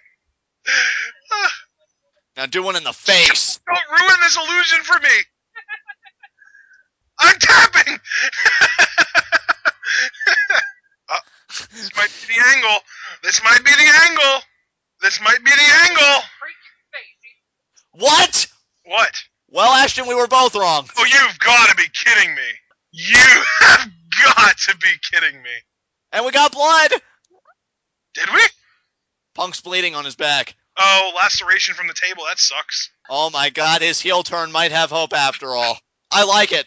I like it. I can't get behind this. It makes perfect sense. How is Ryback a Paul Heyman guy? Because Who was the WWE champion when Ryback was so close to it he could taste it? So what?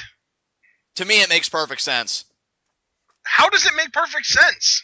I just stated Punk and him have a history. Punk was the one who robbed Ryback of his dreams of being a WWE champion. And he was heel and he had the Shield and all this. And now Ryback is going to... Heyman helped him too! Hey, you know how Heyman can sell his magic to anybody. Wow. That was a disappointment, to say the least. I'm happy. I like this. Not as much as I honestly might have preferred Matt Morgan. Matt Morgan would have made sense. Because with Matt Morgan, Paul could have been like, you guys had the perfect giant. This guy's 7 feet tall. He's a super athlete. And he can talk. So what did you do? You made him stutter. And now he's got freaking Ryback. I don't get it. I think this has promise. I'm going to keep anything attached to Paul Heyman has promise. I just don't understand where this is going from a storyline perspective. The matches should be interesting. That's for sure. And I was hoping for some Ryback versus Daniel Bryan matches, not Ryback Punk. Oh, wow, yeah, he's bleeding good. Yeah, the crowd's chanting for you, but what good does that do? His back looks like Bob Holly's did. Yeah. You think he'll need stitches? Probably. I don't know. What a gash that was. Oh, yeah, he's bleeding good. That's a long one. Ryback rules! Just thought I had to throw that out there. My goodness. Just remember, Ashton, Ryback is not a bully. I feel like you're trying to be heel, but it's not working. I'm just stating what Ryback has said. He's not a bully, he's just an opportunist. There's a distinct difference. Right. Ooh, Battleground promo. That's why Ryback was on the poster for Battleground. He's going to have a big match with Punk, apparently. That makes sense now, but I still don't understand why he's a frickin' Heyman guy. He's a good talker! Ryback? Yeah! He came in second in the Talk the Talk Challenge on NXT Season 1 behind only Wade Barrett. And they were in England! He should have won! Granted, that was back when he was Skip Sheffield, but still, he can talk. He has a decent sense of humor. Not as great as Biggie Langston's sense of humor, but he still has one. And now we go to our panel, so I guess that gives us a chance to digest it as well, Ashton. Exactly. John, I want you to explain to me why this makes sense, because I still don't get it. I'm telling you, to me, Heyman can twist it that it was CM Punk who was champion when Ryback was really on his rise. And every time he had Punk beat, because he's a better athlete, at least that's how Heyman will position it, it was the Shield and this and that. And Heyman can admit that he was protecting Punk. He can be like, I was there, but deep down in my heart, I knew I was protecting him against a better man. And now that CM Punk has betrayed me, I owe him nothing, and I am now showing allegiance to that better man being Ryback. I think the pairing works to me. I think, Ryback has been screwed by Punk in the past, and now him and Heyman share a common enemy. I'm interested to see where this goes. I think Ryback may finally taste a world title run. I don't know if it's WWE or World Heavyweight, but I think with Heyman by his side, the likelihood is definitely going back up. I'm excited for this. Here we go. See you, baby. Is it the tag team title match or the United States title match? We'll see. U.S. title. Wow. Tag team title is going to be before the WWE Championship match. Wow. I'm okay with, well, you don't know. They're all coming out together. What are you talking about? Well, they just said the United States Championship. Oh, well, okay. Dean Ambrose. A.K.A. Amazing. I was just going to say, it feels so good to hear his name out of Justin Roberts' mouth. And not as a champion, no less. And not some jobber announcer from NXT or FCW. Although Justin Roberts can be a jobber sometimes, too. He got choked out with his own tie. And then he censored it. Dude, did you just choke on a grasshopper? No, I'm laughing at Justin Roberts' pain. It's Dolph Hennig. No. Whenever he wears that attire, his resemblance to Kurt Hennig just uncanny. Yeah, he looks like he's been working out a little bit more. He's got a hardcore upside down triangle shape going on right now. That's an interesting description. Well, at least he's not a Coke bottle. That's the formula for girls. Yay! Okay, that was bad. Sorry. Control yourself, man. We're going. No, Dolph Ziggler and Dean Ambrose are in the ring. Dude. They're about to have a solid mid-card bout in my eyes. How are you going to call this a mid-card bout? This is clearly upper mid-card at worst. Well, I mean, it is for a mid-card title. I don't know, dude. I think that the Intercontinental Championship and the World title are both more mid-card than the U.S. title right now. Seriously? Yes. I'd agree with the IC title assertion. World Heavyweight Championship assertion, I mean, the name of the World title makes it sound like a main event title, but if you actually look at some of the billing, who would you rather watch? Dean Ambrose versus Dolph Ziggler or frickin' Del Rio and RVD? Yeah, definitely Dean Ambrose, Dolph Ziggler. Yeah. Shut up, Lawler. Why are you engaging in censorship on commentary? Are you talking to me? Yeah, because you were like, shut up, Lawler. Yeah, because Lawler is obnoxious. And needs to That's retire. true. Notice I said retire, not die. There you go. Wouldn't wish death upon anyone, but Lawler needs to retire. I can agree with that. I think most people would agree with that. Lawler's obnoxious. Oh, look at Dean. Oh, that was beautiful. Oh, he's mocking Dolph. Who do I cheer for, John? You cheer for Dean Ambrose because you've been excited about him since Yeah. day one. I can't help myself. I sold out for Dean Ambrose the second he debuted.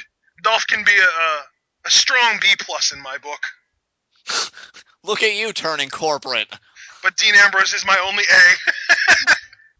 Well, you know how Heyman has his Heyman guys? Yeah. I have my guys as well, and Dean Ambrose is the one at the top. And then you have Ziggler, Graves, Fandango, and Tyler Breeze. That's quite a faction. I mean, And you know 5 what? people. Throw in Enzo Amore and Colin Cassidy, a.k.a. Big Cass. Yeah. Oh, and you know what? Thinking about it, Do it. the end of that world title match, Do it. and Punk. Do it! Don't do it. Fine. Because Stop me everyone just- else is SAWFT soft. Soft! That joke went over so many people's heads, but it's okay. Spell spaghetti. Used in a sentence, Dolph's hair when he's mid-matchup looks like spaghetti. I prefer the mop reference. I mean, seriously, I just want to open up a can of ragu and just dump it all over there. Well, maybe if they reintroduce blood. Ew.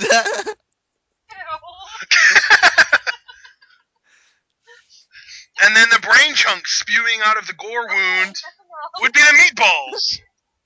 And then I would totally sing When the Moon Hits Your Eye to everyone's chagrin. I have no clue what that reference was. You completely lost me on that one. And I Ladies and gentlemen, for all future episodes of Live Reactions, we are going to install a GPS because I think there are too many times where we get lost with each other. Take a left turn after 3.5 miles, Ashton. 3.5 miles later, turn left now. Dang it, I missed it. I went a little bit too far. You know what I love about Dean's offense? It's like every move means something. He doesn't waste anything. He's not showy. He gets the job done. Ambrose is doing the claw of the back. What a gold dust maneuver. More like an ode to the Young Bucks. Oh, look at this. Beautiful. Did he seriously just do a butterfly superplex? Damn right he did, because he's Wow. Dean freaking Ambrose. Dean freaking Ambrose is right, baby. I hate cheering against Dolph, but it is so worth it. I don't think there's anyone more fun to watch get beat up. Except for Santino and Zack Ryder, but that's for very different reasons. That's just because they're fun to watch get beat up, but Dolph is fun to watch sell. Exactly. Just so happens that getting beat up implies selling. What is happening? Oh my goodness! What? Facebuster off the top rope. And look at Ambrose ragdolling like a pro. I think he and Punk went to the same selling school. Definitely. I love that comic strip where he gets tapped by the front of the car. Sir, are you all right? I barely touched you. I sell everything. That was Dolph, though. I'm talking about Dean. No, Dean's great too. Dean's That's what I was phenomenal. saying. Dean went to the school of CM Punk selling because he does it the realistic way. Oh, nice counter.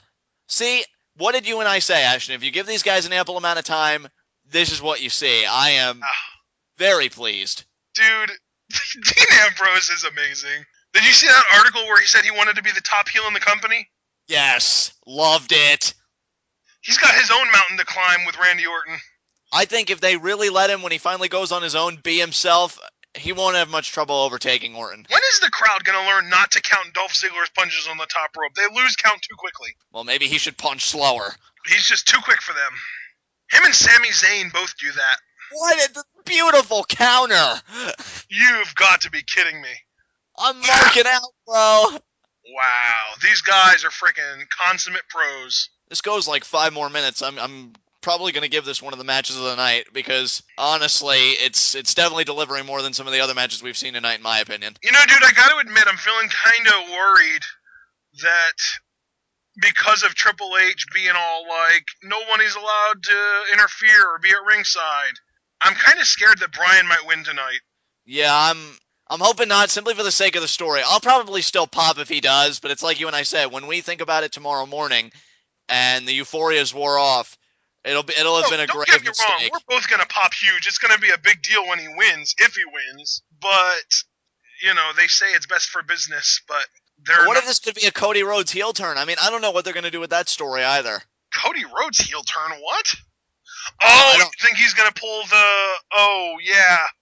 the thing like what Big Show did between Cena and Laurinaitis. Yeah. But then again, that would make no sense because Dusty's scheduled to be on Raw tomorrow night. Yeah, exactly. So that kind of puts a trump on that. Uh-oh. Wow. Oh, another counter! Dude, these guys are going catch as catch can. This time. Nope, that's it. Yep, that's it. Ambrose wins. Phenomenal outing. Pin him! You're taking too long. 1, 2, 3. Yep, that's it. Ambrose wins. Whoop, whoop! Look at that mug. Dade Ambrose! That was great. Catch as catch can wrestling at its best, my friend. I see a troll face in the background. William Regal said it best. Dean Ambrose, everybody's perfect opponent for the next 10 years. Absolutely. I'd even go as far as to say 15. He's only 27. And he earned that moniker tonight. He's only 27. He can go till he's 42. That's what Triple H did. He can be a part-time guy when he gets to his 40s. The greatest all-time United States champion? Really? Why are those our only options? Why is Sting an option? You watch, Ashton. They're gonna the internet reporters are gonna interpret this as a sign that Sting's gonna come to WWE. Sting mentioned U.S. Championship poll. What? I said the internet reporters are gonna make this into a big deal now. Sting mentioned in U.S. Championship poll coming to WWE. Yeah. We'll face Undertaker at WrestleMania 30. Gotta love the dirt sheets. Or as I say, the dirt cheats. Yep. I'm gonna vote. Brr. PTP! Not gonna win. No, I sense a title change. Sierra Hotel. India. Echo. Lima. Delta. Shield. I feel like the Sierra Hotel should be a thing. Look at the people in the crowd doing the millions of dollars dance. Or as I like to call PTP, millions of jobbers. Hopefully they continue that trend tonight and continue to job. They've been on such a roll, though. Jack Swagger's haircut was really dumb in the pre-show. I hope Seth Rollins smashes Titus O'Neil's dumb face into the ring tonight. You know what, Ashton? I will say this, though. In terms of in-ring, PTP could surprise us. We could see a solid tag title match here. Titus O'Neil is not going to surprise anyone. Darren Young might surprise us. Titus O'Neil will not. And I'm using confirmation bias on this, so yeah, forgive me. I will. I believe it, therefore it is. Apparently, Paul Heyman is attempting to reform the new Nexus. Michael McGillicuddy, Skip Sheffield. Next thing you know, they're going to bring back Michael Tarver. Oh, Tarver. Justin Gabriel seems like a Heyman guy. He seems to like pedophiles. Although I guess Justin Gabriel isn't actually a pedophile. Just a Creole. Yeah, JoJo is 19.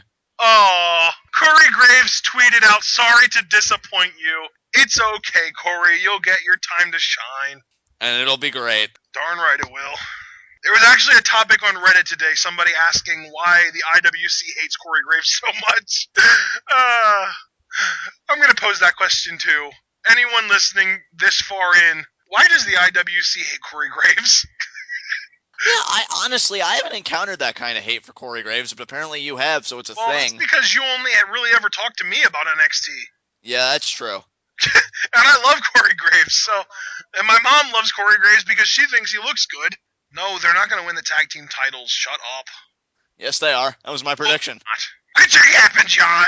Listen, when I predict something, it's practically law. I mean, I've never been wrong. Yeah, because clearly Ricardo Rodriguez turned on RVD tonight. Wasn't that a great heel turn? Brilliant. I mean, the way he cooperated and didn't actually change his position was amazing. I mean, the way he concealed that lead pipe in his sling and then nailed Van Dam in the skull. The way he held that chair there and just kept it there until RVD's foot connected with it, slamming it into Del Rio's face. Amazing turn. Heelish. The way he concealed that lead pipe but never actually used it. Oh, brilliant. You know, if I wasn't joining in, your words would hurt. The way he nabbed the chair out of Del Rio's hands when he was about to use it and then helped RVD to use it to get revenge. Just horrendous heel maneuver.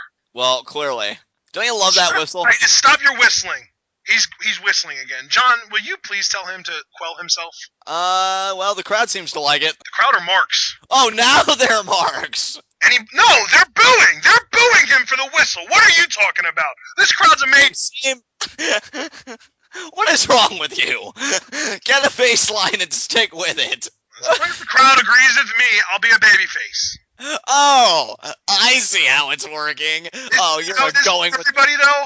You're a going with the wind performer. What does that even mean? AKA not John Cena, which is a good thing. Well, yeah, because, John Cena. What else needs to be said? If I want half my fans to hate me, I could just, never change my mind about anything. There you go. Bump! See, Darren Young is actual talent.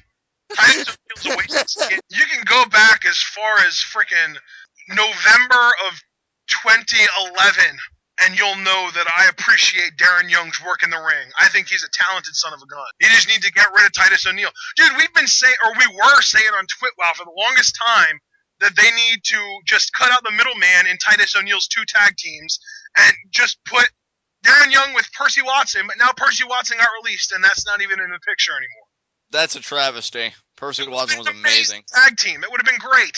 That would have been a primetime players that I think could have been ridiculously over. Yeah, because Percy Watson is every bit as athletic as Titus and 10 times the talker he'll ever be. And he's actually coordinated. And plus, he does a great Kool-Aid Man impression. Oh, yeah! Oh, yeah, and by the way, he doesn't whistle or dog bark. Hands down, the worst part about Titus O'Neil, that dog bark. What is it with you and slapping people, Seth?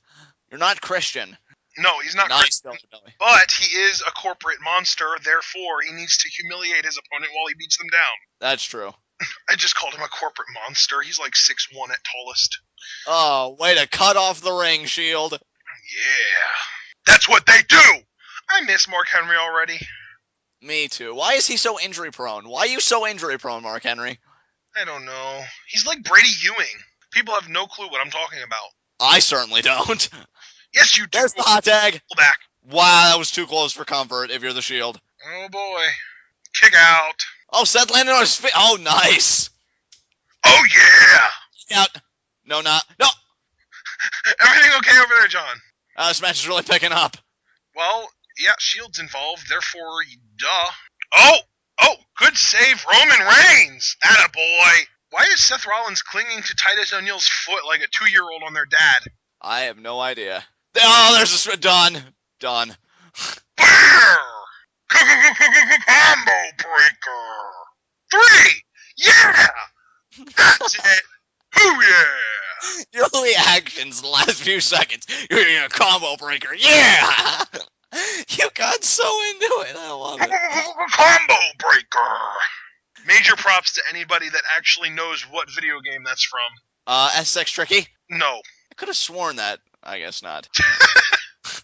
I'm not going to say because then I wouldn't be able to give props to anyone because then everyone would know by the end of the video. Oh, yeah. You're so smart. But I will tell you, it's not SSX Tricky, whatever that is. That sounds like a skateboard game. Is that a skateboard game? Yes, well, it's a snowboarding. Yeah, it's fun, actually. It's not a sports game at all, actually. That's the only hint I'll give, though. Titus O'Neil, the mark. He would eat the pin. He deserved to eat the pin.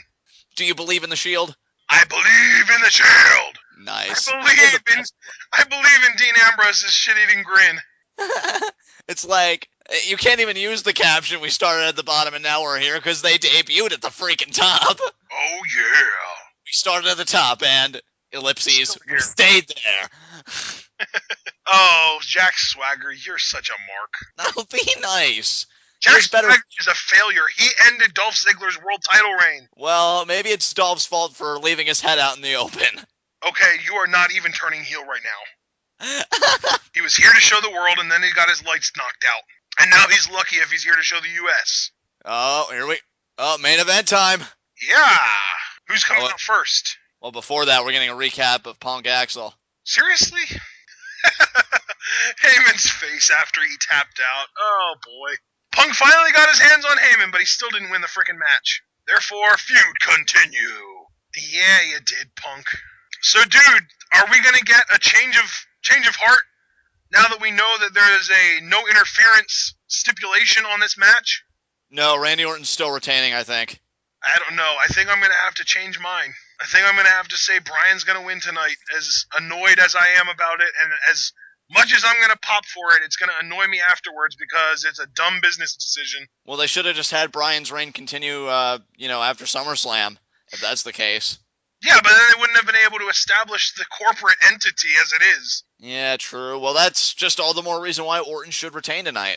Yeah, well, I'm not saying that I think Orton shouldn't retain. I'm saying he won't.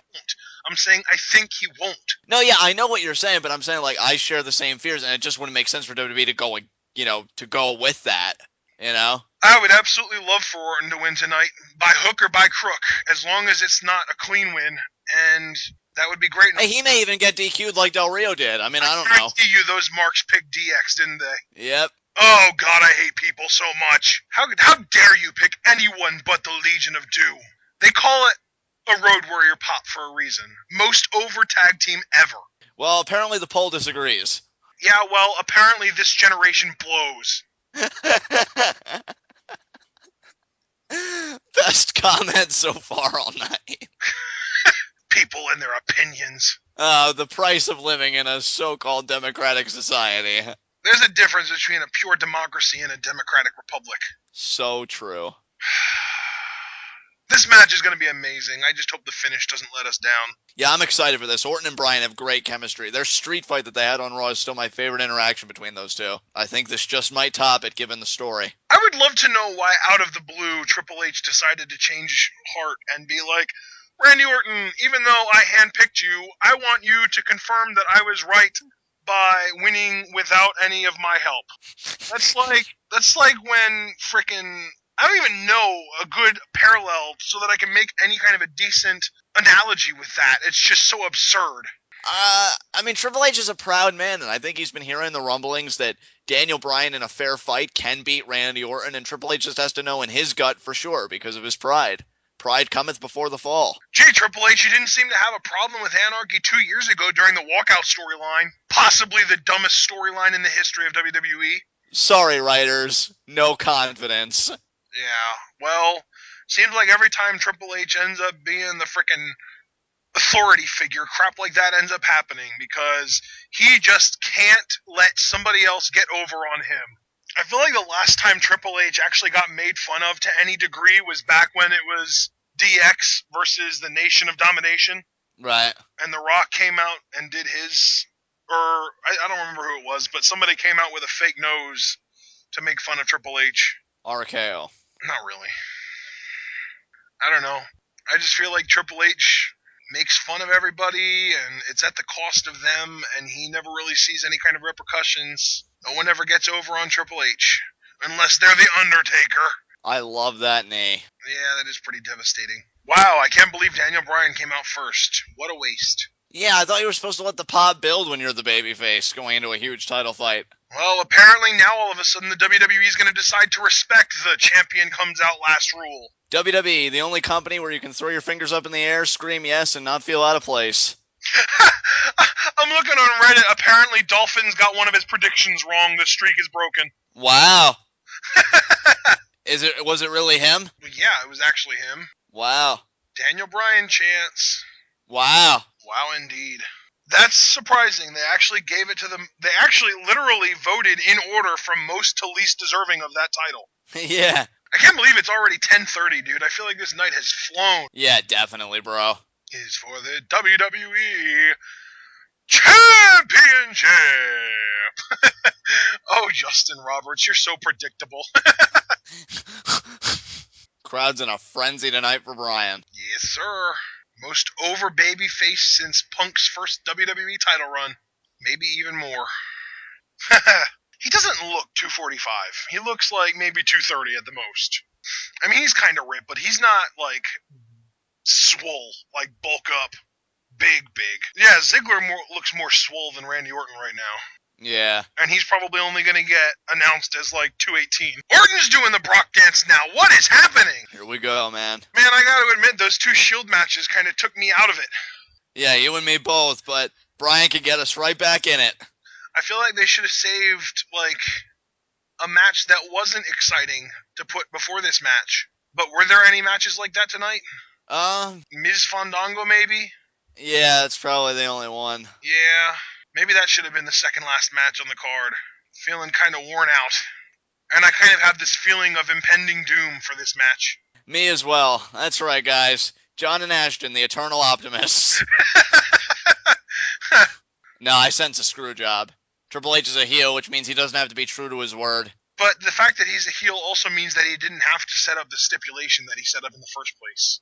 Something's gonna happen. Oh, I get sick of freaking dusty endings. Dusty finishes, whatever you want to call them. Yeah, something's definitely gonna go down. Oh, Orton pose. What a knee to the gut right there. Orton, heel tactics 101. Wow. Bryan is just like a flying ball of hair in that ring.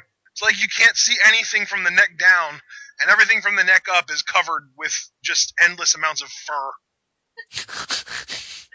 You gotta wonder if Daniel Bryan trained with any bears going into this matchup. Bears are expert He's a firm believer that if you can't do it to the bear, that you can't do it in the ring. I wonder if he's going to use a bear hug in this match. That would be hilarious. It would be unbearable, John. Yeah, for Randy Orton. Yeah, and Randy Orton would barely be able to get out of it. Oh, nice variation of Orton's backbreaker there. Yeah, that was pretty sick. Definitely a unique version of it. I don't think I've ever seen him do that before. That was a first. I seen him do it in a match against Van Dam on SmackDown like 2 weeks ago, and I hope he keeps it that way. It's a nice off the top rope like that, really? Yeah. Man, I need to stop working Friday nights. Yeah, SmackDown for like the past month since I've stopped reading spoilers has not disappointed. I've enjoyed it a lot more. Well, that's good. I mean, it's a lot easier to enjoy something when you don't already know what's going to happen. Exactly. So hard to believe, I know. It's a ridiculous hypothesis, Ashton, but I verified it. Did you? Yes, I did. Good to know. Oh, here comes the Garvin Stomp from Orton. I love this move. Yup. This is pretty awesome. So calculating and just so vicious. Such a throwback, too. Good question, Walter. Yeah, like Jerry Lawler expects Triple H to do something so babyface-like and telling Daniel Bryan, oh yeah, all those beatdowns and everything I made you endure, totally wrong, you're the new face of the company.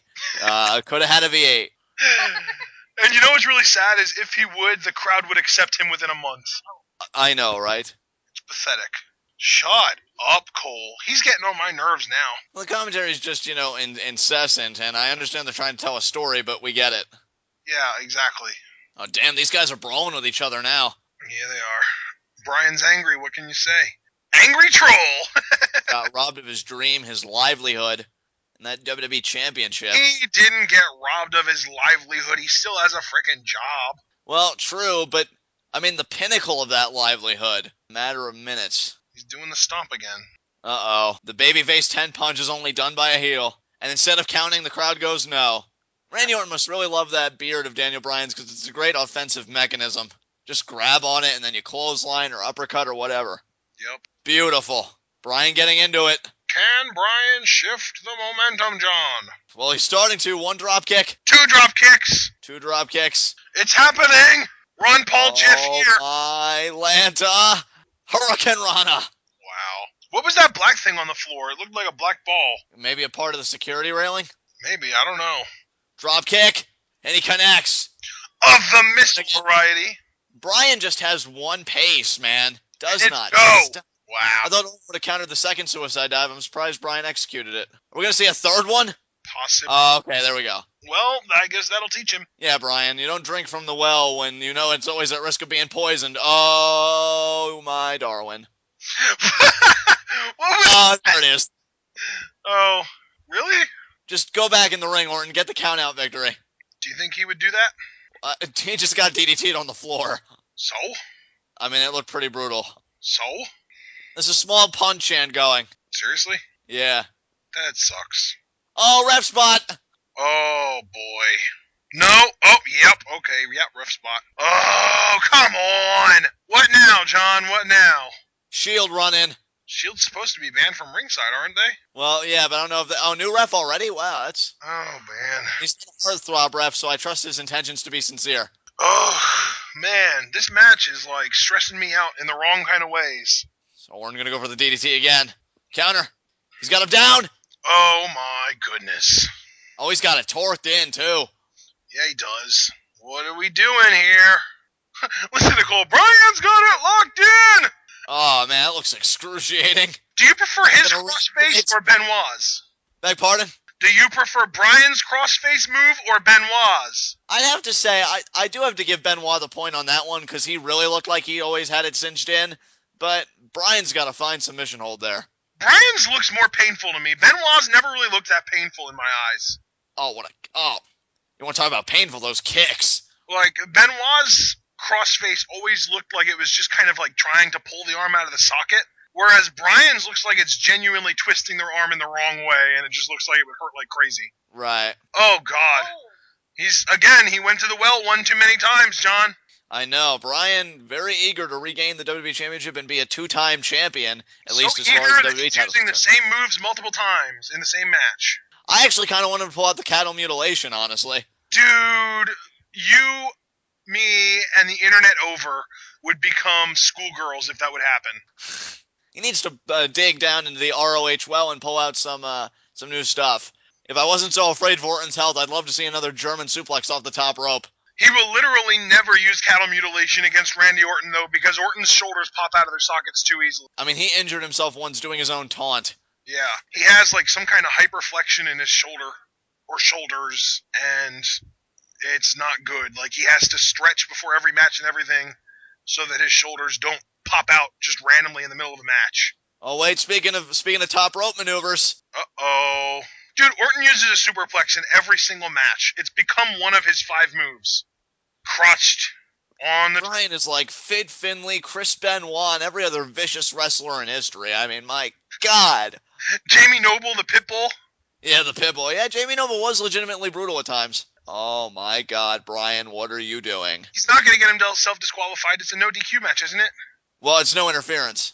Oh, that's right. It's not no DQ. It's no interference. That's like the opposite. Is he going to go for a German off the top? No, just a back. A belly to back. Oh, that damn. is the German, isn't it? Well, it doesn't matter now. Orton just countered. Yeah, but still. What's Orton going to do off the top rope? Nothing. Wow, these guys are fighting tooth and nail right now for control. What the heck is he doing? Positioning himself to get thrown. Oh, wow. That looks painful. Oh my God, that looks like it would hurt so bad. Holy crap. What is going on right now, dude? Brian's in another zone right now. Superplex. He hung on! What a little beast. Holy crap, he's going to have a long way to fly. Look how far away Orton is. Dreams make men fly. Holy crap. What a flying headbutt. Wow. Too bad it won't be a 3 count. Nope. Now the original official is retaking control. Now the original ref, yeah. I really hope that backup ref doesn't end up screwing anybody over. Yeah, it's really weird that the backup ref hasn't left, and they did this whole ref spot to begin with. Yeah. I think in a match like this, you don't do anything. Nothing's wasted. Everything kind of comes back. Yeah, so. Exactly. Kicks! It's kicky time, John. It's kicky time. Oh, nice. T-bone by Orton. Yeah. Oh, wow. What a reverse. I mean, you won't learn that in the Scott Steiner School of Suplexing. You might learn it in the Taz or the Shelton Benjamin one, though. Yeah, definitely. Is there a difference between the T-bone suplex and a capture suplex? I think with the capture suplex, you trap the leg a bit more. The Predators come out. Orton's stalking Brian. Yep. Backslide. Just remember, wow. Brian can capitalize on any and every mistake that you make in that ring. Yep. It's going to be over. Big kick to the head. He went over to the corner. Running knee. Well, that was a fast count. 1, 2, fast count. Fast count. Triple H is going to say something about that. Fast count. Holy crap. I'm waiting for it. Behold the king. The king of kings. This is like Chris Jericho all over again. It is. It really is. Sadly enough, it is. Freaking fast count. What the heck? Are they going to acknowledge him as the champion? I'm waiting for it. Behold the king. Come on. That was a fast count. Even I question that. There's no integrity in a win like that. And I love Daniel Bryan. Yeah. Orton is out. Yeah, he's done. Wow, they're really going to close the show this way. I hate it when they do the friggin' dusty finishes where we're instead of celebrating, we're questioning what's going on. Well, remember Night of Champions last year? It seemed like Cena got the pin and then it was announced as a draw. Maybe we'll see another. Yeah. Nope. They're going to go off the air like this. I can't believe it. They're going to make us wait until Raw. I mean, let's take a look at this again. Because it was quite a kick to the head, I admit, but that count was so fast. They're not going to show the count again. Okay, yeah, they are. Yeah, that was definitely a fast count. I'm happy for Bryan, but I think long term, I don't know. What the heck, man? What is going on right now? Well, the crowd got what they wanted, that's for sure. The front row even looks confused, though. They're all just, like, looking around at each other like, is this the real life, or is this just fantasy? I want to be excited. But you know they're going to ruin it somehow. I just really feel like I'm waiting for something to happen. Yeah, the graphic hasn't come up yet. They haven't ended the show yet. Oh, they're going to go off this way. I can't believe it. Wow. There's the graphic. That's it. Holy crap. What the heck? I don't even... On the one hand, the fan in me, yes, Daniel Bryan deserves to be WWE Champion. He's the man. Time WWE Champion. Wow. That was interesting. Well, what do you think, John? Thoughts? I'm happy, but not. Because it was such a great story, and that should be the ending, but I feel the ending was so premature. Yeah. Honestly, Ashton, if you can remember, if you wouldn't mind, I'd like you to relay what you personally wanted from this, like Bryan winning the Rumble and stuff, because that, to me, should be how this story was told. See, they hot-shotted it too quickly, but my idea was to drag it out for what probably would be too long. I said that Bryan shouldn't even get a title shot here, and that it should have been someone else, like maybe the Big Show or someone. And then at Battleground, Bryan versus Orton, Bryan wins by DQ, and then at Hell in a Cell, Orton wins via Shield run-in, and then at Survivor Series, a 5-on-5 match for a title shot, and then at TLC, Orton wins via Shield run-in, and then Bryan enters the Royal Rumble at 1, and finally goes on to win the Royal Rumble, and then win the WWE title at WrestleMania. And that would have been great and all, but it would have taken way too long, and the WWE is completely unwilling to stretch a story out that long. Which is really a damn shame, because to me, and I said it in our predictions video, Ashton, Daniel Bryan is an amazing competitor, okay? I love Daniel Bryan, and again, as a fan, you know what? When we're watching Raw tomorrow night together, I'll probably get into it, bro, not gonna lie. Seeing Bryan with the belt over his shoulder and everything, I'll get back into it. What's going to annoy me is if Triple H comes out and says, Daniel, you were the better man, and starts acting like a babyface. Because all the crap that he's put him through over the last month, he has it coming, and he needs to get his comeuppance, and it's not going to happen if he tries to pull the babyface thing. I think the ref count's going to be referenced tomorrow night. Don't ask me why, but I'm not the only one who thinks that count was ridiculously fast, right? And I want comments, too, from people. That count seemed ridiculously fast. It did. And I feel like, Scott Armstrong's going to be called out. There's going to be a segment with Triple H, Scott Armstrong, Bryan and Orton. And we're going to see, and all I want to ask is why? Because I'm going to reiterate what I said in our discussion video here. You had a chance to do something even better than the Jeff Hardy chase, which in my opinion is one of the best chases in the last 10 years regarding the WWE Championship. It was the tips and the turns and the triumphs and the tragedy, like everything. It was poetry watching it. And when Jeff Hardy finally got his moment, oddly enough, on what many consider a throwaway pay-per-view in Armageddon, the explosion was insane because people began believing, like, it's never going to happen now. He's never going to be champion. And then when he did it, It was just insane. I don't want people to. I didn't want it to go on so long that people would lose hope. Like, okay, Brian's never gonna win, so I'm not even gonna care anymore. But like when you told me that you feel like Brian should win the Rumble and just have all this adversity, and then at WrestleMania, the stage that kind of personifies a story like this, a story of hope, of conflict, of triumph, and you don't do it. You do it here.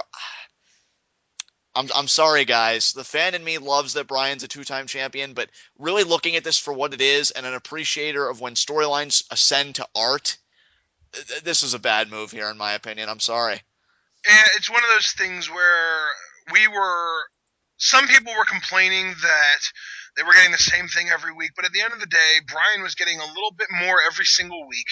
And the last Raw, he finally ended the show with his head held high and not the victim of a beatdown. And it's like right now he has peaked. Like his popularity isn't going to increase if they decide to just let him have the title and defend it like an actual normal champion from here on out, because there is no struggle anymore. You know what I think really bothers me about this too, bro? Like, because I had heard rumors, right, that Vince was supposed to turn face at some point during all this. If maybe he came in and pulled a face maneuver and overruled Triple H and said no interference, even then I could feel better about it. The fact that that was a Triple H edict, after everything he's done to Brian, that bothers me too. You handicapped your own champion. From a technical aspect, it was a great main event. And again, as a fan, loved it, Brian. But from a storytelling aspect, this was all over the map. Yeah. I couldn't get into the main event. I can't get into the win. And I hate myself for it. Would you believe it? Like, I hate myself right now. Yeah, like, I feel like we are the worst kind of wrestling fans right now because we're overthinking everything and not just enjoying the moment, But it's so hard after the story that was being told. Maybe we just overthought everything. Oh, I mean, he spray painted no on his chest and the beatdowns. And yes, the final Raw, final SmackDown. As I said in the discussion video, it kind of proved the point that in a fair fight, Daniel Bryan can beat Randy Orton. So why then would the heel make the fair fight atmosphere? It doesn't make any sense to me. If Triple H had a stipulation on one of the Raws or SmackDown, Brian, if you could beat the Shield in a gauntlet, I will have your match be no interference. Even then, like, I could understand it because it's part of the story. This was so out of left field, Ashton. I think that's my problem. So, no, you know what? I'm going to throw this out there. As long as Triple H strips Daniel Bryan of the title tomorrow night, I'm okay with this. Yeah, and I think that ref count may make that a possibility. Exactly. And you know what? Not only will I be okay with it, I'll actually think it's a stroke of genius. I mean, teasing somebody with 2 championship wins that aren't even, like, definitive. Like, it's almost like Dolph Ziggler, except it's actually story-driven. I think it would really be a stroke of brilliance on the heel's part. I hope so, because that count has to come up. Was it even mentioned at all on commentary, do you know? I didn't hear him mention it. I feel like, wasn't Scott Armstrong one of the guys that John Laurinaitis fired too? Possibly. I feel like Scott Armstrong got... Or no, it was Paul Heyman. It was when Scott Armstrong when last year at Night of Champions, when Cena, we all thought Cena had Punk pinned, but then they called it a draw. Right. That was Scott Armstrong, and then the night afterwards, Paul Heyman called Scott Armstrong out to thank him. Yeah, I remember now. That's right. And he said, thank you for being so impartial and everything. And classic Heyman. But yeah, dude, you know what? I just have to put stock in the fact that the fast count is going to be addressed. And I hope, because if it's just swept under the rug, it's going to be really awkward to me. And again, it's nothing against Brian. I just love seeing him as a legitimate, and I cannot put enough emphasis on that word, a legitimate underdog. Underdog, yes. I was just starting to savor the taste, and then it's over. Ashton, you know the question I like to pose to you when we're coming close to the end of live reactions? I mean, your rating system, search it, skip it, buy it. What does Night of Champions get? Search it. We'll say search it. It's not worth your money. I think the main event in ring-wise was solid. I personally like the Ryback twist, being a Paul Heyman guy. Actually, I'm going to say this is a low search it, maybe even a high skip it, because it was really uneventful for the most part. I just want to give a quick shout out to my boy James, because he reacted to the Ryback segment, and I'm like, I'm guessing you're a fan of it, right? And he's like, fan of it, dude. I love it so much that my nuts are sore now. Classic James. James, if you're listening to this, we love you, brother, and I'm glad you're a fan of it, because I am too. He said that he feels like it'll get him closer to a world title now that Heyman is by his side. I can't help but agree. Between that, I felt like Dolph and Dean, really, all things considered, I do think they had one of the matches of the night on this pay-per-view. I'm going to go ahead and say they had the match of the night. I can't think of any other matches that I thought were better than that one. I do think Orton Bryan was better from a technical standpoint of Was storytelling. it really, though? I thought that backslide into the kick to the head was freaking impressive, and But they didn't do as much of the reversals and the catch-as-catch-can stuff. That is true. And they didn't tell as good of a story. Like, their whole story felt way too rushed. Yeah, right down to the count. No, yeah, you know, I still have to give it, because I think Orton and Bryan have tremendous chemistry. I hope, though, that the Ambrose-Ziggler feud continues, despite the fact that I think Ziggler is better than this. I think it definitely, it's such a breath of fresh air for the United States title picture to have two guys in it that can really go. Yeah. You know, so really big ups to those guys. To me personally, Bryan Orton still gets gold. I'm standing by it, but definitely a solid silver with some tints of gold in it. Go to Ambrose and Ziggler. They were awesome. Everything else, though, What was that? that was the highest pitch of indifference you're ever going to hear come out of my mouth. Because everything, like the tag title match, I would have been more excited if it was the Usos, because I would have had standards for Money in the Bank. Divas, I mean, I did predict that AJ was going to retain, but I really wanted Natalya to win, so there's that fandom disappointment. Axel Kofi was solid, too. I actually really liked that contest. Yeah, that was a solid match. Yeah, I got to give Axel props. At least as far as his in-ring product goes, he showed up tonight. And again, I am a fan of Ryback, so I guess not a bad show. SummerSlam, I think, blew it out of the water, but not a bad show. Pretty much what we were expecting. It was a filler pay-per-view with one or two good matches and a lot of Raw-worthy content otherwise. I think I'm excited for Battleground, though, with all the fallings out and the storylines that are going to both arise and continue going into the show. You know, Del Rio Van Dam's going to continue, and, you know, Ricardo's just keeping that knife in his sling. Sandow's lying in lurch, you know, with the Money in the Bank. Bryan's champion. Maybe for one night, maybe going into Battleground. I don't know. It's a lot of questions. A lot of questions. My official prediction for Battleground, I know I probably said this in our official prediction preview video, but I'm going to say it.